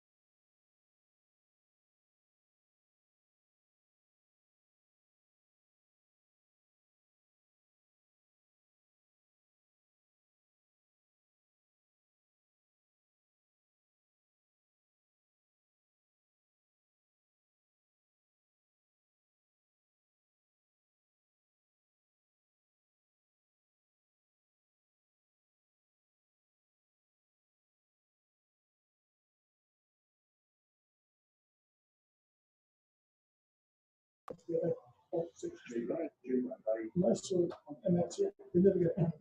Don't just stand in front and talk, and I'll just stand here. Yep. Testing one. Maybe they're very conservative when they're designing stuff. So if they just want to see what it's time,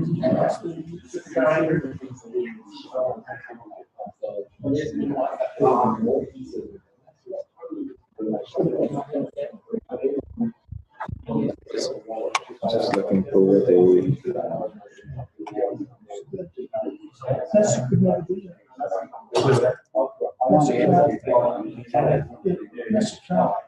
Assume that there's a 100% chance that the rest will Parakeets. I'll just move that microphone there and stand closer so then I can use I don't know that term, but it makes sense. the mouse to advance the pictures. Yeah. Good one. Right in front of you. All right.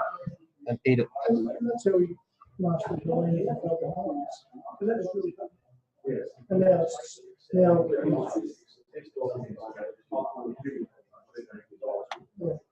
All right, we're ready?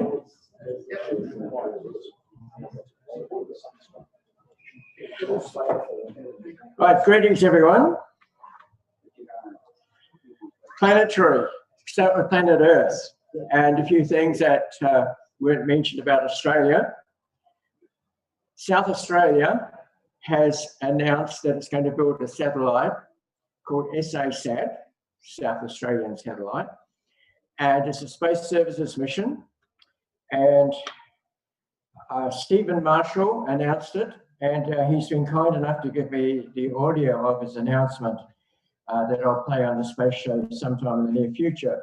But it has a number of objectives, for example, use in mining, in land management, water resources, and so on. It's going to look something like this. And this is by Innovar Technical. And this is one of the movers behind the project. And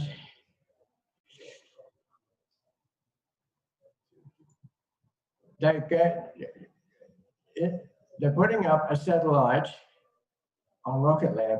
Last time I checked yesterday, they still hadn't announced the date, but it's supposed to go up sometime this month with 3 Australian satellites on board. And this shows how the system is going to work. So it can be land transport, water management, and so on. And the satellites pass over in the formation, and it's part of the Internet of Things technology. And you can see there how they hand over one to the other as they pass overhead.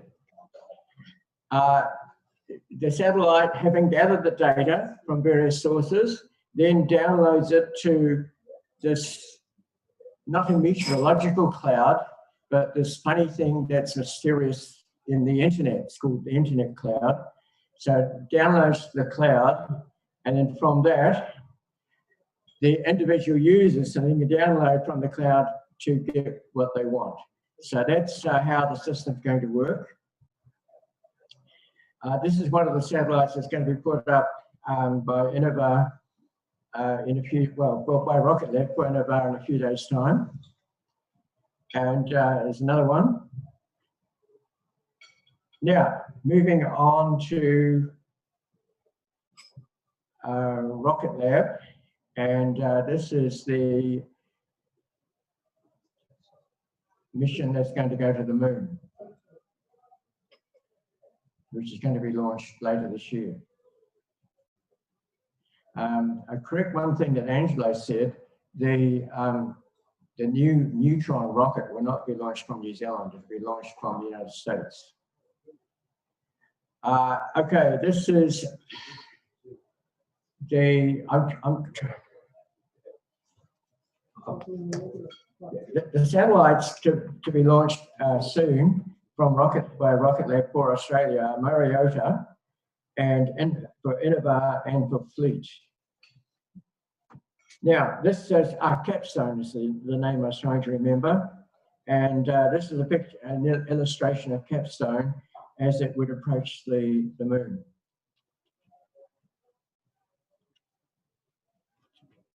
And it will image the Earth as well as it leaves.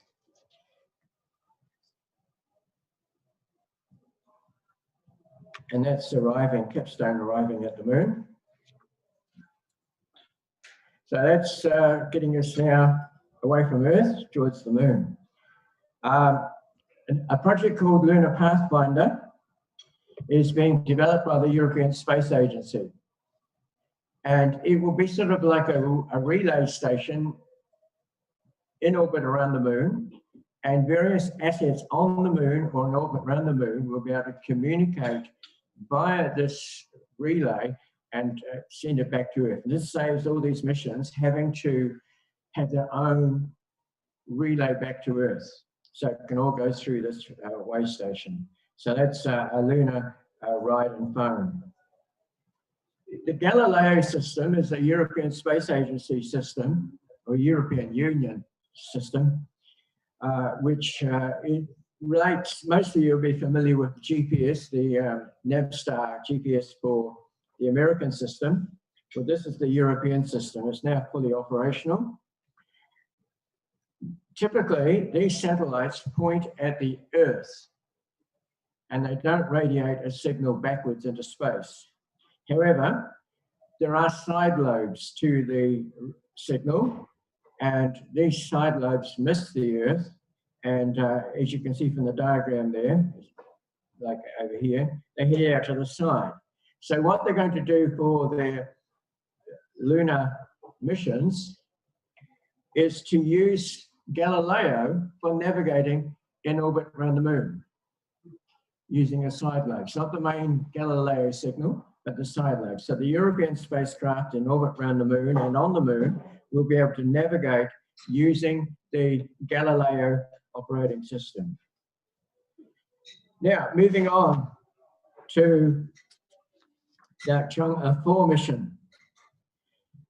This is a few days old now, but it shows where the rover has moved on the lunar far side. Now, looking at the moon the last night, it's sort of the first quarter, which means that it's now going into sunset.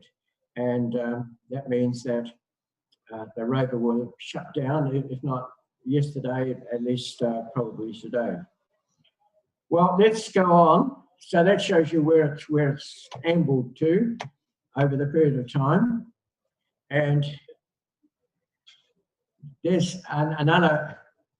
there's the landing site here and where it's wandered over the period. And this shows where it is. It's in the Von Karman crater on the lunar phase, almost exactly 180 degrees longitude. So as you look at the center of the moon, on the other side, exactly almost, is where it is. Now, it has been quite active in doing things. It has a ground-penetrating radar. And these are the traces from that radar track, which has been published in some of the scientific literature, and it shows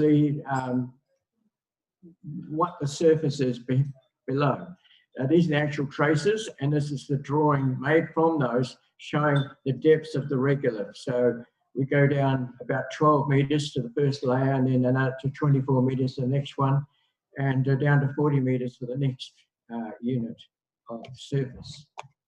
So the results are coming back from the Chang'e 4 and Yuri rovers. And this now is an artist's impression of the ground below and matching out where the rover has been. So it's now on its 28th lunar day. It's moved 429 meters northwest of the Chang'e 4 landing site. Interestingly, here's another picture taken recently. It has a number of instruments And when it comes across something, it can target and get spectra from it. And this shows the size of the target compared to a rock. Curiously, they found two rocks which are like pinnacles, and the old-fashioned milestones. You remember, if you ever traveled in Europe, you've seen milestones on some of the things. Well, some of the rocks look like that, and so they're called milestone 1 and milestone 2. So that's another example of one of these milestone rocks and the targeting of the instruments on it to find out what it's made of. And this is one of the ones from just a couple of days ago. And there's another milestone rock there. Right. Now, they published a book recently, and that's the cover of it. Unfortunately, it's only available in Chinese. But, sorry?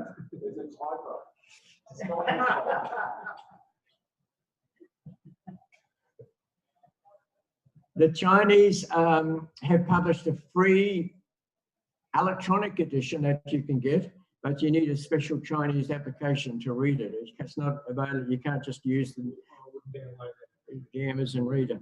So anyway, that book is available. You can get it from Amazon and other suppliers, but Amazon yesterday was saying that it's out of stock, but they expect more. But I don't read Chinese, so all I could do with it is look at the pictures. At least on the internet, I can use Google Translate to translate what it says. But one of the interesting things that came up in the book was that Chang'e 4 had a fuel leak that forced a change of the orbit insertion and landing site. So that's something that is in the book, but it's not previously been published. And that solves one of the puzzles. Is when it was going there to the moon, the Chinese suddenly went silent on what was happening. And we couldn't get an orbital insertion time, we couldn't get a landing time. And the reason was they didn't even know if they're going to make it. And they had to hurriedly change the landing time and before that, the orbit insertion. Now, the relay from the back of the moon is via a satellite called Quequeo, excuse my pronunciation, and here's a picture from it of the Earth and the moon, and another Earth-moon shot from Quequeo, and another one. So that's returning data for us. Now, on to Chang'e 5. Which is the one landing that happened and brought back samples. This is a lunar reconnaissance orbiter mission and photo of the landing site. And you can see there the actual lander there in that lunar reconnaissance photo. A sample has gone on display in the museum in China, in Beijing. And this is the unveiling, and we get the first people having a good look at it. In the background is the parachute of the return capsule, and the return capsule is on display, and also on display in the museum is a full-scale model of the Chang'e 4, so Chang'e 5 lander and ascender, and also the Mars rover that is at present in orbit around Mars. All right, Mars Odyssey. Don't forget that around Mars there are a number of spacecraft. This is a recent Mars Odyssey picture. So there's 2001 Mars Odyssey because it was launched in 2001. The Mars Reconnaissance Orbiter is also in orbit around Mars, and recently has been photographing dust devils. There's one, and I zoom in on another dust devil that was taken recently. Now on to MAVEN. This shows the orbit of MAVEN around Mars compared to Mars Express and MRO, and it has been studying the electric currents in orbit around Mars. So let's have a look at the movie. MAVEN is a spacecraft that's orbiting Mars. It's been there since 2014. MAVEN, in this case, is an acronym. It stands for Mars, Atmosphere, and Volatile Evolution. And this gives a clue as to what MAVEN's real goal is. It's to study the top of the atmosphere and how the gases in the top of the atmosphere might escape from Mars away to space. So the atmosphere of Mars must have been a lot thicker about 4 billion years ago. And today it's very cold and dry. And MAVEN is meant to understand the atmosphere as it is today and how it has evolved into this current cold, dry state. One of the things we're trying to understand with MAVEN is whether a magnetic field for a planet is important for regulating the climate or allowing the planet to keep an atmosphere. Earth has a global dynamo magnetic field. Mars does not, but Mars has an induced magnetosphere. It has an induced magnetic field. The upper atmosphere of Mars is being ionized by solar radiation.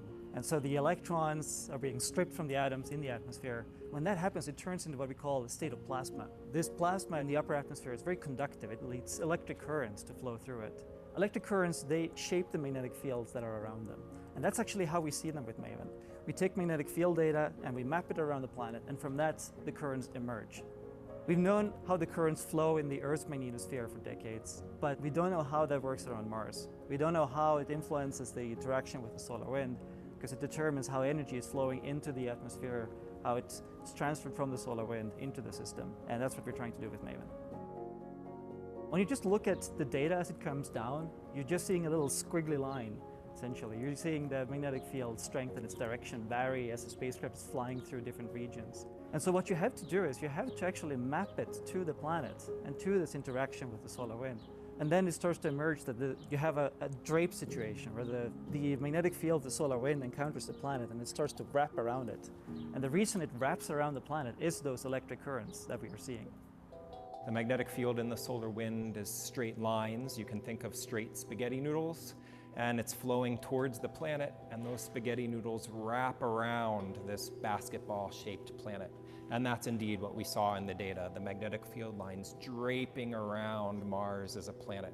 One thing that wasn't so expected was the specific configuration of the electric currents that we derive from the magnetic field data. If Mars is a ball here, it's sort of this cup shape on the day side that loops back on itself, maybe something that looks like this. What wasn't so intuitive to me was the directions of those currents and the fact that it wraps continuously around to the night side, and it makes this marvelously complex current system on the night side as well. This is the first time that we've been able to actually map out the currents. So we can see where the energy is being transferred. We can see what actually forms the underlying mechanisms creating these induced magnetospheres that are not just common here in the solar system. They're 50% of the planets that have them, of the terrestrial planets. And if you want to understand how the atmosphere of Mars and Venus, why they're so different from the Earth, and why they're so different from each other despite both being non-magnetized, we need to understand their induced magnetospheres first.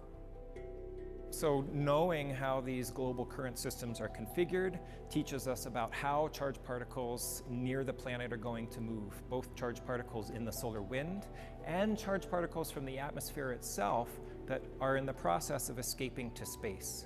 So now we can understand better where those particles came from, how they move near Mars, and where they're going to go next. That in turn teaches us about atmospheric escape from the planet and the history of the atmosphere over time. How thick has it been? How much has been removed?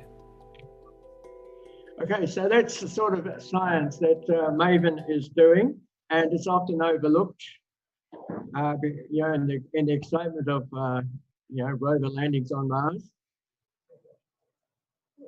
Now, another thing it's been looking at is the night glow on the planet, and it has been watching what causes this.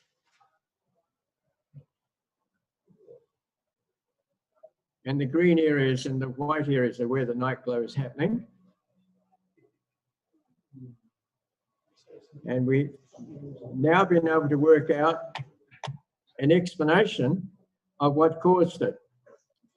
We have in the atmosphere, of course, carbon dioxide is the prime gas in the atmosphere of Mars. and nitrogen is 1 or 2%. Ultraviolet light comes and breaks up these molecules. They are circulated by the rotation of the planet and by the winds into the night side. And on the night side, as the air descends, the nitrogen and oxygen atoms combine to form nitrous oxide, and in so doing, emit ultraviolet photons, and that causes the night glow. So now we understand how it is that the night side of Mars is glowing in ultraviolet. And a still picture of the night glow there.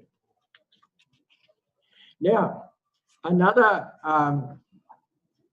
thing that has been worked out is, where did the water on Mars go? We're looking at Mars in the ancient times. We know there used to be a lot of water on Mars, but where did it go to? Well, this scientific paper has recently been published in which they calculate how much water escaped into space in various ages. Now, the ages on Mars are called Noachian, which is like Noah and his flood, Hesperian, and Amazonian. And they work out a geo is giga years and billions of years. And they worked out that accounting for all that water loss, most of the water that was ever on Mars must still be there. It has not escaped into space. So that's the new scientific paper that's just recently been published.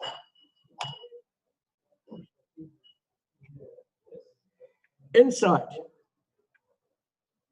Well, it was to give us an insight into the interior of Mars.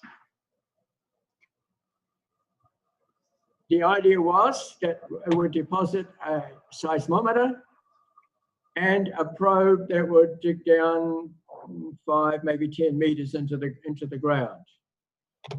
Well, as we've said in previous meetings, more than a year ago, the probe did not dig down. And this is an attempt to get the scoop to push it down into the surface. Back in the laboratory, they tested different ways of getting this probe into the ground. Well, this is the last attempt made early this year. In fact, it was on January the 9th, I think it was. And the final attempt to get it to dig down, and the answer is the soil is just too soft. If it had been harder to dig into, it would have actually been easier to get the probe down. There's just not enough friction. And so they have now given up on the mole.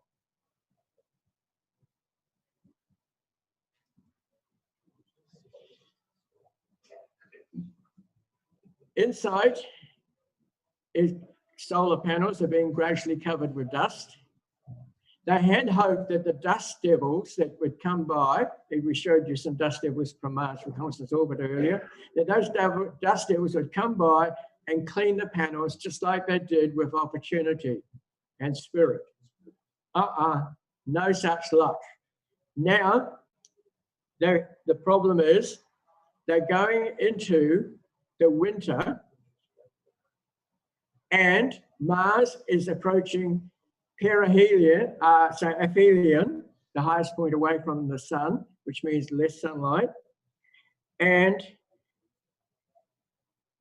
they're running out of power. So they have to shut down some instruments. Already, they have shut down the weather instruments. So these are the weather reports, the air temperature, the pressure, wind speed, wind direction, and atmospheric opacity. And this, these results suddenly have stopped coming in because they had to switch those instruments off. They're gradually going to have to switch off other instruments on InSight in order to try and get it to go through the winter. So they don't expect any more dust cleaning thing, and it's now down to 27% power from the solar panels of what they were getting at the beginning of the mission. One thing they are going to try is pulse the motors that unfill the solar panels. Remember those solar panels come out like that? And they're going to pulse the motors and see if they can shake some of the dust off. That's the last thing they can try. Now, Angelo mentioned Hope, now safely in orbit around Mars. It had an initial orbit and then it changed into a science mapping orbit. Now you'll notice it's actually quite some distance away from the planet, not in the low Earth orbit, so in the low Mars orbit. It's in quite a high orbit, and that's deliberate, so that they can get a global view of the planet, whereas the others just look down on a tiny part. They're getting the global perspective of the planet. So that's Hope. This is what Hope looks like. And the main instruments on board, don't have time to describe them tonight. And this is an approach photo taken by Hope as they came towards Mars. You'll notice here the Tharsis volcanoes. And it has the ultraviolet instrument, which one of these instruments here. It's been taking pictures of Mars, and there's an example there, and there's some more of it there in various wavelengths. So that's, and you see where they're getting the global view, whereas the other orbiters around Mars can't do that. Now, on to Tianwen-1. This schematic gives you an idea of how big this thing is. It's quite large. And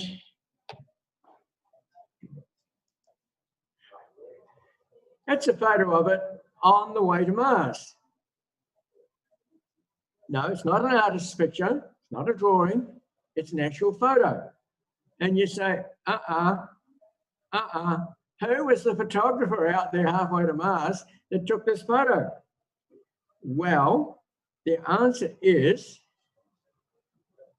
that it ejected a small like we call it a satellite, a small camera, and that camera, as it tumbled away, took photos. Now, given the fact that it's tumbling, I've only seen 2 photos that's published, so it must have got lots of photos of black space. But anyway, I got some photos of the Tianwen-1. So that's how they got that photo. Yeah, that's another one of the photos as it was tumbling away. All right. Now, here's the instruments that we've got on board, quite a range of them. The thing weighs 3 tons, 3,000 kilograms. Won't describe all these instruments here. You can look them up if you're interested. And views from different perspectives. And on the way to Mars, they had to make a number of trajectory course maneuvers. TCM is trajectory course maneuvers. And then it arrived at Mars. This little Chinese graphic shows one of the trajectory course maneuvers. You see how it diverges over here from what it would have been on to what it needs to be on. And of course, that's standard on interplanetary missions. As it approached, we have this photo taken from several million kilometers away. And the photo is analyzed, showing where on Mars it is and what some of the features in it. Now, this is interesting.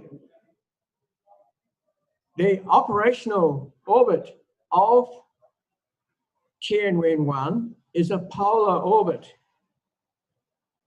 But they went into an equatorial orbit, an orbit around the equator. And you say, why on earth didn't they just go over the pole and go straight into a polar orbit? Instead, what they do, they went into this equatorial orbit, and then over here, number 4, They then had a plane change. So instead of going around like this, so they were going around like this, so they would go up and around like that over the poles.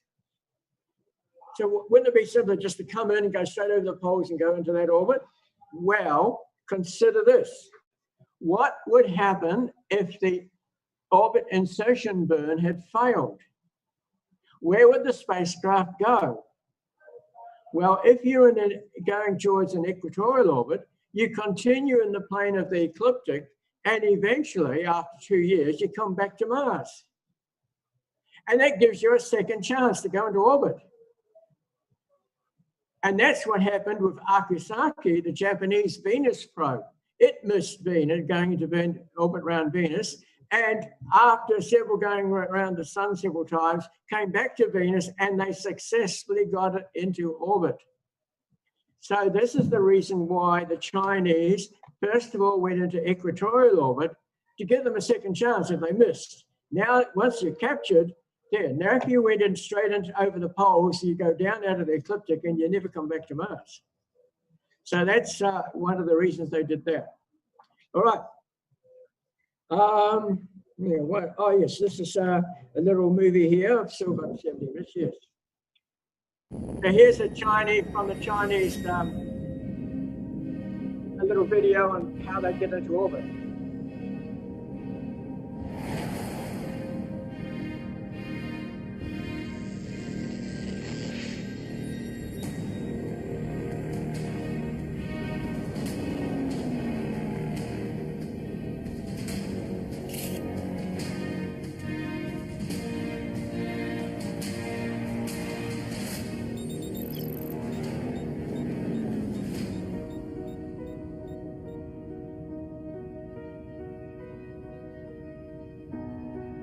So we left the Earth and we're heading towards Mars.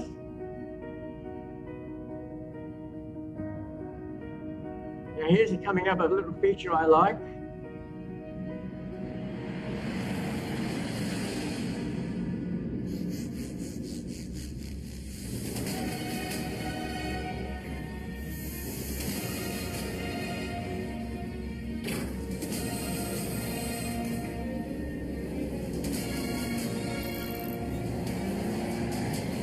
Look at the cutaway and look at the fuel in the tank. Little thruster firing to settle the fuel, and then you ignite the main engine. No point in trying to ignite the main engine while the fuel is sloshing around in the tank, floating weightless.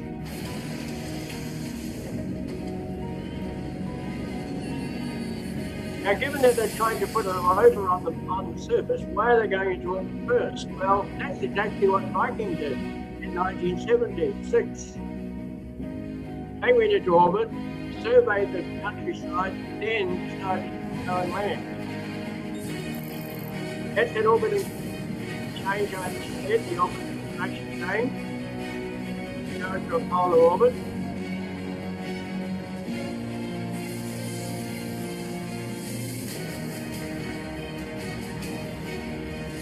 We're now in this orbit, and we're now going to photograph the surface. The intention is to land fairly close to where the Vikings landed.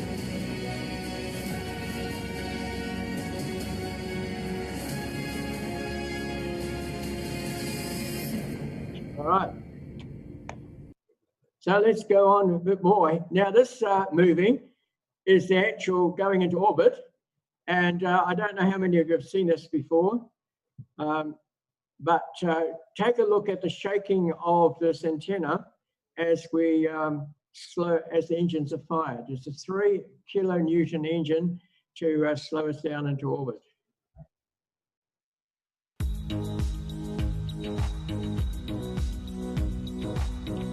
Mars coming into view from below.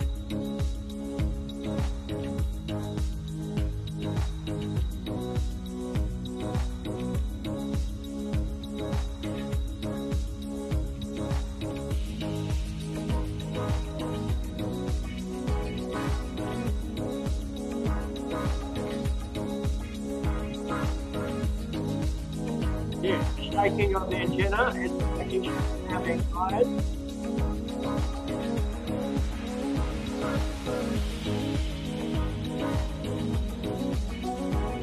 Again, watch for the shaking of the solar panel.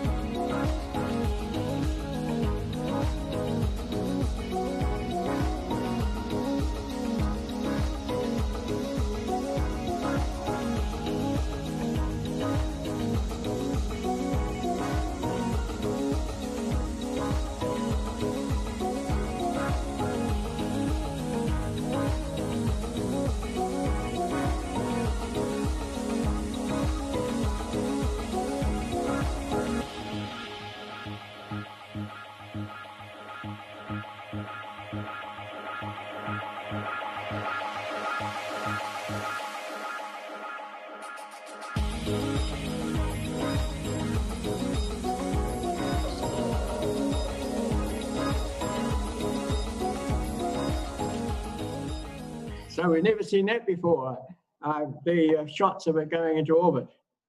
Now in orbit, Tianwen-1 is photographing Mars in colour and in panchromatic as well, black and white.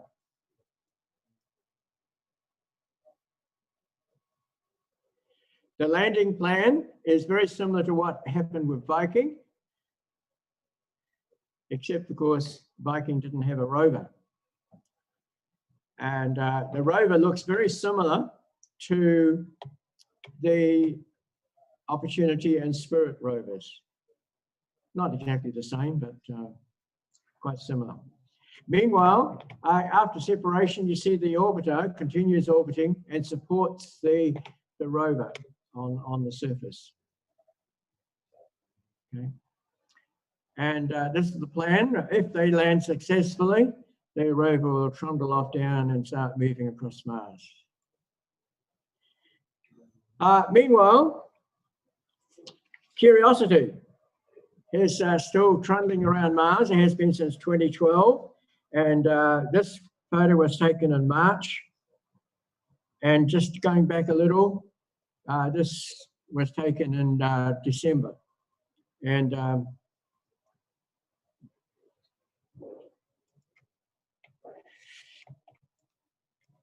gives you an idea of the view. That thing. You'll notice that it's made up of a whole series of photos, and they all have to be stitched together. Wonderful things you can do with computers these days. So there's a panorama of Curiosity's landing site in Gale Crater.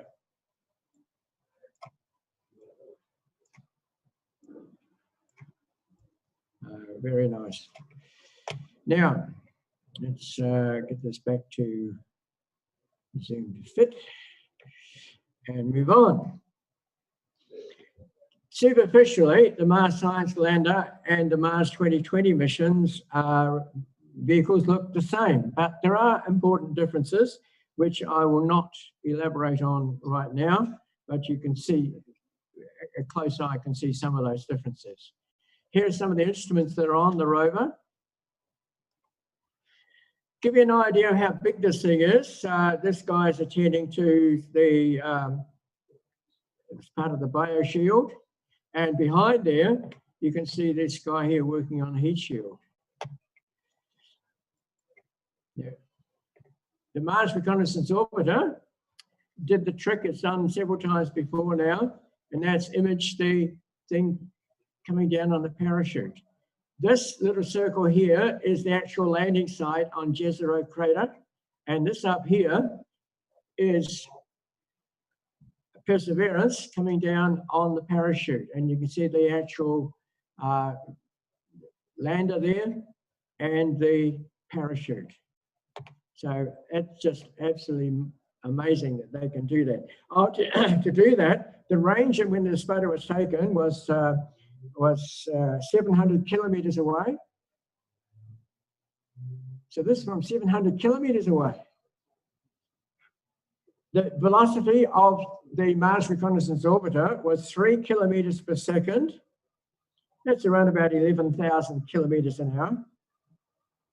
To do this photo, the Mars Reconnaissance Orbiter had to pitch up and roll hard left to get the camera pointing at the right angle at the right moment. What phenomenal planning that is. All right. Now, on the ground, we have the parachute. This is after the landing now. Mars Reconnaissance Orbiter comes over. Oh yeah, there's the parachute. Click. There's the, did I say parachute? Oh, sorry. That's the actual rover on the ground, Perseverance on the ground. And these marks here are the jet, where the dust is blown away by the jets. So that's the actual rover there in the center. Now, this is the parachute. And here's the descent stage. Made a bit of a mess because it had fuel on it still, exploded. Here's the heat shield. And this is where the components are scattered. We've got the heat shield over here. Percy is here. Descent stage there, and the parachute's over here. And this is all the background of Jezero crater. Now, the landing site has been named the Octavia E. Butler landing site. Compare that with the Curiosity landing site, which was named after the science fiction writer whose name is just I had a moment ago. It'll come back to me. And this Octavia E. Butler is a science fiction writer who lives in the Pasadena area, or lived, I should say. So they've named the landing site after that. Now, notice this here. This is the delta over here. Take a close look at that feature there. It's going to be important to us in a few moments. We landed here. That is about 2.3 kilometers away. So that's 2.3 kilometers to there.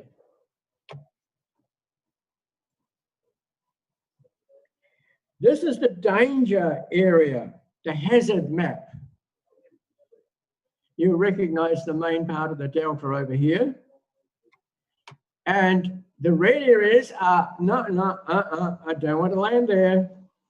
And the blue areas are, yeah, okay. Now, if it had been me, I'd have said, yeah, okay, we've got a big blue area over here. Let's try this. Oh, maybe this one over here. Guess what? They're getting smart for them, a bit smart for their pants now.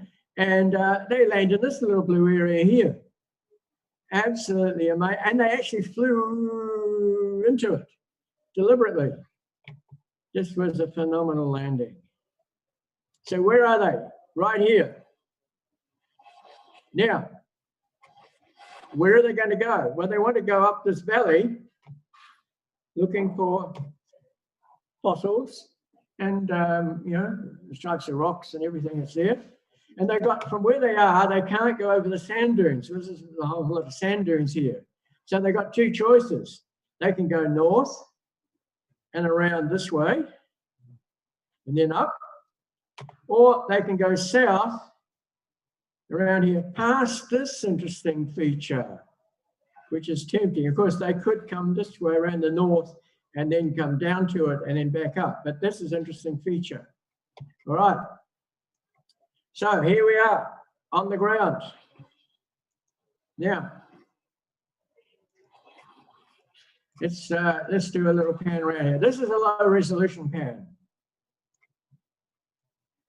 Now you can see quite rocky terrain. We wouldn't want to land on any of these rocks. Remember the Viking 1 landing site and the big boulder, Big Joe boulder? They could have ended the mission. So it's pretty rough terrain. And here we've got coming into view the delta, and up here is the hill in the background. All right. Zoom to fit. Next picture. And there's another panorama showing the edge. Yeah, well, okay, we haven't got time to look at that one. This is how the panoramas are made. photographing everywhere, and then stitching them all together.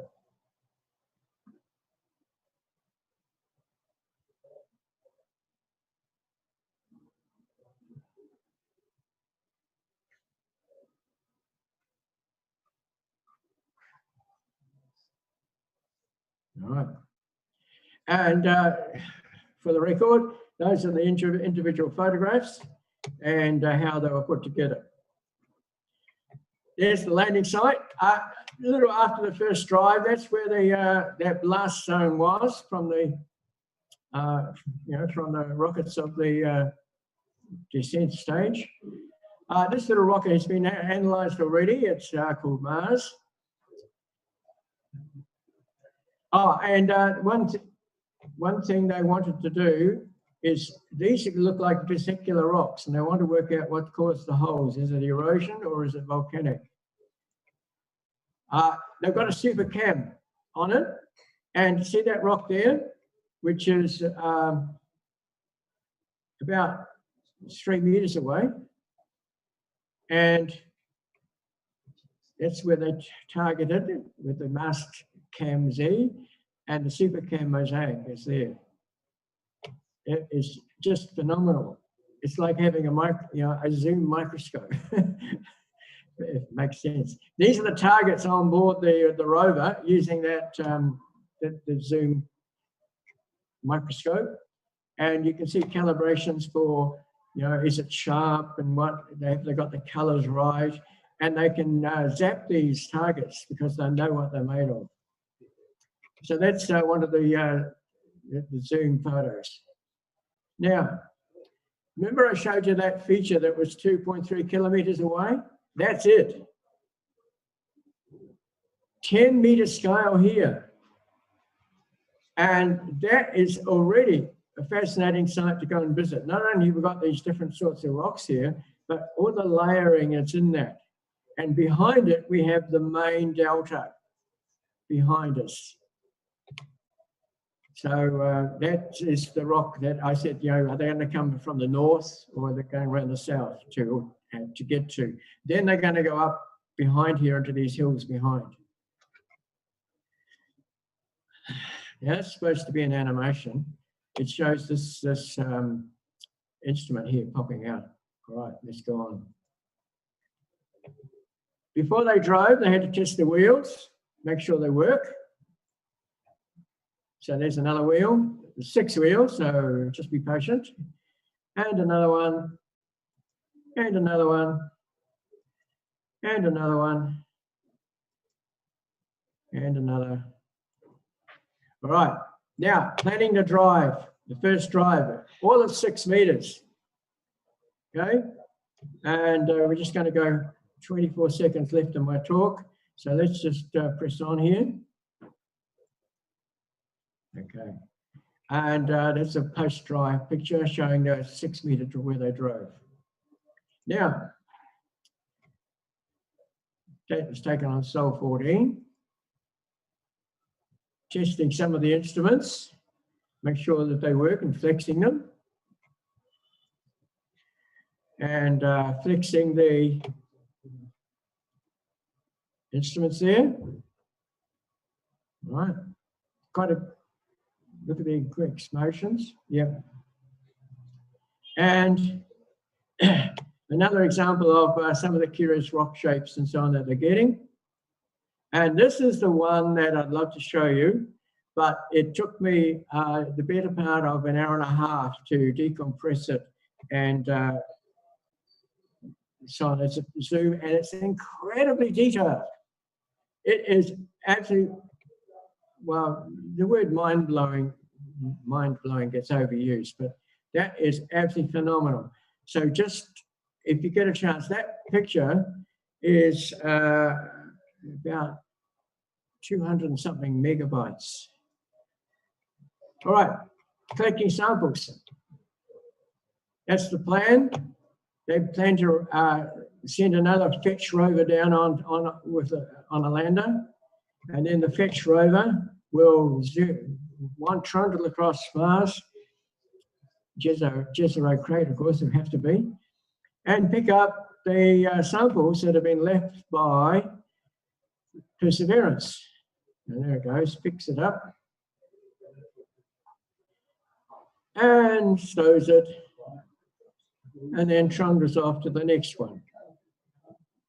Right. Right. And then when it gets back, puts it in a container and zoom off into space, and then it leaves a capsule to be collected later by another spacecraft. No time to talk about Jupiter and some interesting things, except that they found out that the dust for the zodiacal light, they thought came from asteroids, but it turns out most of it seems to come from Mars. And this is the evidence which I want to talk through now. So that's a recent publication that Juno found as it crossed the dust plume coming from Mars. And it's all the evidence for it. And Juno has had an extension of mission and will now go extension until 2025 September. It has 42 additional orbits. The prime mission finishes in July this year. Now, finally, have you heard of the phrase a shovel-ready project? You hear it a lot here in Australia, don't you? Well, they have the same term in America. This is at the Goldstone Deep Space Tracking Network. So what they do, they bring up a tip truck with a whole lot of shingle on it and dump it on the road. Then they bring a whole lot of officials up to start shoveling to start the project. Shovel ready, you see? But take a close look at that picture. How many people in that picture have never touched a shovel before in their life? I could point just one straight away. Look at this lady over here. She's never touched a shovel before. Anyway, there's a couple of left-handers in there as well, but that's the shovel-ready project. Well, what are they doing here? Well, they're getting ready to build this antenna. Now, this will be DSS-23. It'll be 34 meters across and will include a coverable mirror and receiver for optical communication. See these panels here? They can be unfolded for laser communications. So they're getting ready for the age of optical communications, and that should be ready in a couple of years' time. So that's our planetary talk, which has taken us from Earth around a tour of some planets and back to Earth again.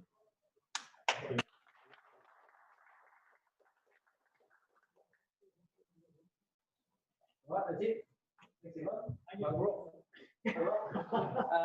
If you're interested in this April 11 event at the Southern Theatre, got some of these Blu-rays here for sale, which I'll be there as well. I'm interviewing Joe Curlin tomorrow, so if anyone's got any questions you'd like me to ask him, let me know.